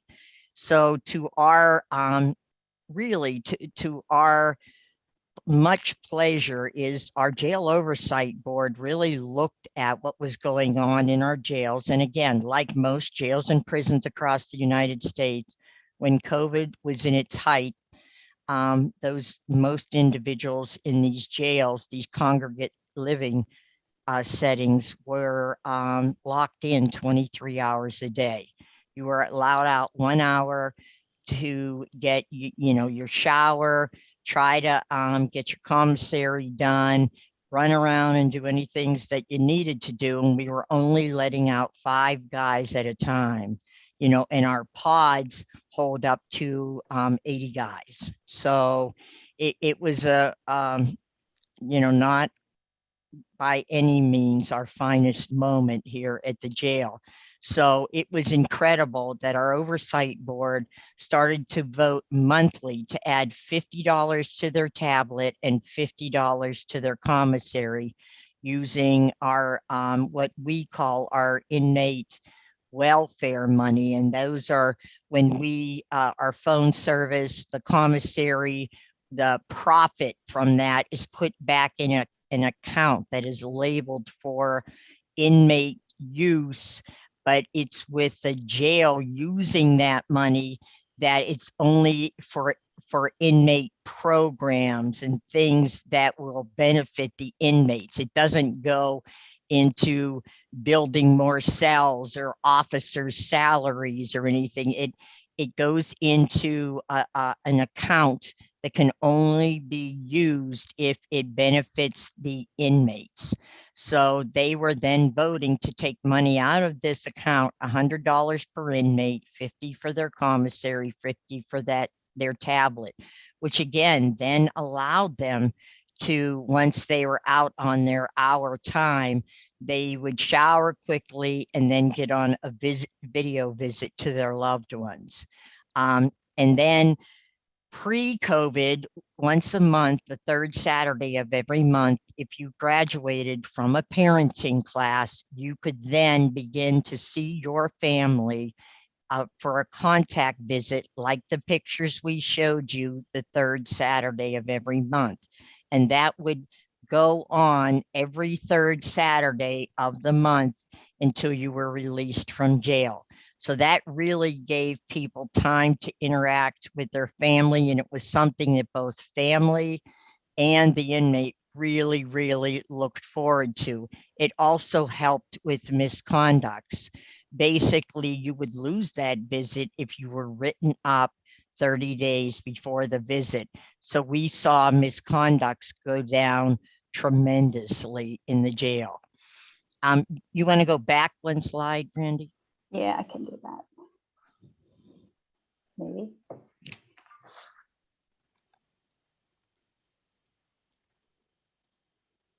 So the two big engaging parts of this family support program were the coached phone calls. These are two-handled phones, and a lot of guys we found in the beginning of the program when it started that they were kind of nervous about calling home and talking to their kids.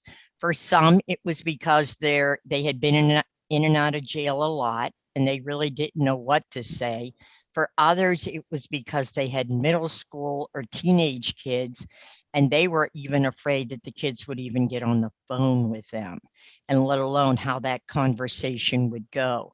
So through our staff and their support, we would first start with the caregiver, and we would talk about how the child is doing, what's going on, and then the child, we would make sure during these coach phone calls that the child and the person inside would have a healthy, call. And sometimes we were sitting right beside the individual, kind of telling them, maybe ask this question, maybe ask that question. And it's usually those coach phone calls in the beginning, the staff are more involved. And as the coach phone calls go on, because they get one a week, as they went on and on and on during their stay in the jail, we found that the staff didn't even need to be involved. The parent was relaxed more on the phone call, and it was an easy conversation with their kids. The staff are usually more involved in the beginning when maybe it's a little hard to explain to your child where you're at and why you're there. And then the other one was, we had the monthly contact visits. So a lot of guys took parenting, wanting to gain those contact visits, and that really helped them a lot. And in the interest of time, the lessons learned, couple things that we learned when I first introduced to the jail, because our jail has window visits. They've always had window visits. This was the first time. The jail had been open about 8 years before I asked, can we start to move into contact visits? And this was something that the jail was resistant. And so we did it in little steps. First we started the coached phone calls that led to contact visits. And so every time we were adding curriculum or we were doing things different, it was first to prepare the correctional staff that this was what new that we were moving to, and then slowly bring the changes on. So one of the things, it's patience, it's perseverance, and it was a lot of flexibility, and a lot of advocacy. I once got compared to a chihuahua hanging off somebody's pant leg, because I would not give up on the idea of this whole taking, what we did was we put our law library on kiosks on the pod, and we took over the whole law library and made it into different classrooms to really start groups and a lot of face-to-face classes. And then I really tipped the scale when we brought in a machining program in the jail. They used to call it Shank Shop, but it was the ability to get these guys national certifications in machining. So then they could transition into the community and start to work on the CNC machines and the lathes and the other machines. But we wanted to get them basic tool safety and bench work certifications before they left. So with, one of the biggest things we learned in this jail is just persistence and advocacy, and you can bring a lot of those things in. That's right. And I have to say, from someone who doesn't work inside the jail all week long, and I'm just there periodically, having somebody like Amy inside the jail who is like really an on the ground advocate and really helping move these efforts forward is so helpful. And one of the challenges we had when tablets were coming out is this really, anytime you're planning to use new technology, whether it be tablets, or we were doing virtual classes for a while during COVID as well, using Microsoft Teams in our gymnasiums with people spaced out for social distancing. Like anytime you're planning to do that, having somebody on your team with a corrections lens to anticipate those barriers and work through them in the planning stage is super helpful. We also know that increased contact between the parent and child equals increased engagement and supports. So those families in our program who are having the phone calls and having, virtual visits with their incarcerated parent right now, we also have done some things like they got Easter baskets with a card from their parent in it, written communications as well, back and forth between the children and parents. I think that's really important. Those families that have the most contact with the incarcerated parent are the most engaged in the supports that we're offering them to help stabilize the family as well. And we think that's really important. And I do think what Amy said about taking incremental steps is important. It is great to have a pie in the sky. We want to do this. We want to do this. Have an end goal, but do something, right? Like if right now all you can do is like have your incarcerated parents write a letter or email that you then are able to pass on to the family, if that's allowable in your facility, or if it's just helping facilitate a phone call, that's more than nothing. And even when we have contact visits, they're only once a month. We want them to be able to see and talk to their parents a lot more than that. A month to a young child, a 2-year-old, is a really, really long time. So we want to make sure that we're encouraging as much contact as possible so we can see these improved outcomes for both the incarcerated parent and their children. I also wanted to answer Julie's question. Julie, for those individuals that are in PC, they still get their contact visits. We put them in a separate room off our contact visiting room, so their children and their caregiver, they can still come in, they can still have their visit, even though they're in protective custody. For those that are in administrative custody, which means there's an investigation, but they're not considered on, like what we call restriction, like they were in a fight or something else. If just one step below a fight, you can usually get your visit. It's if you've been in a physical altercation with another inmate and or officer, that's the only reason you missed your family contact visit. Otherwise, we make those exceptions for separate rooms, or and like I said, if you're on administrative custody, you go in another room, but your family does, you get to see your family, you get to hug your kids, you get to read books to your kids. It's just when there has been a major infraction, you're denied your contact visit. Thank you so much, Brandy and Amy. A lot of good information. So again, we look forward to hearing more from you as you progress with the program. We're at our time, but do we have any other quick questions for Brandy or Amy about their program or anything that they mentioned that they're doing in Allegheny County?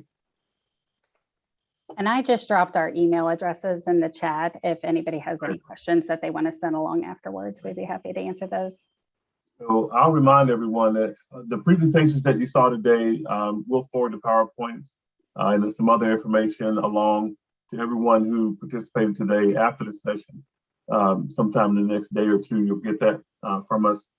So a lot of good information. I won't try to recap everything because we are at our time.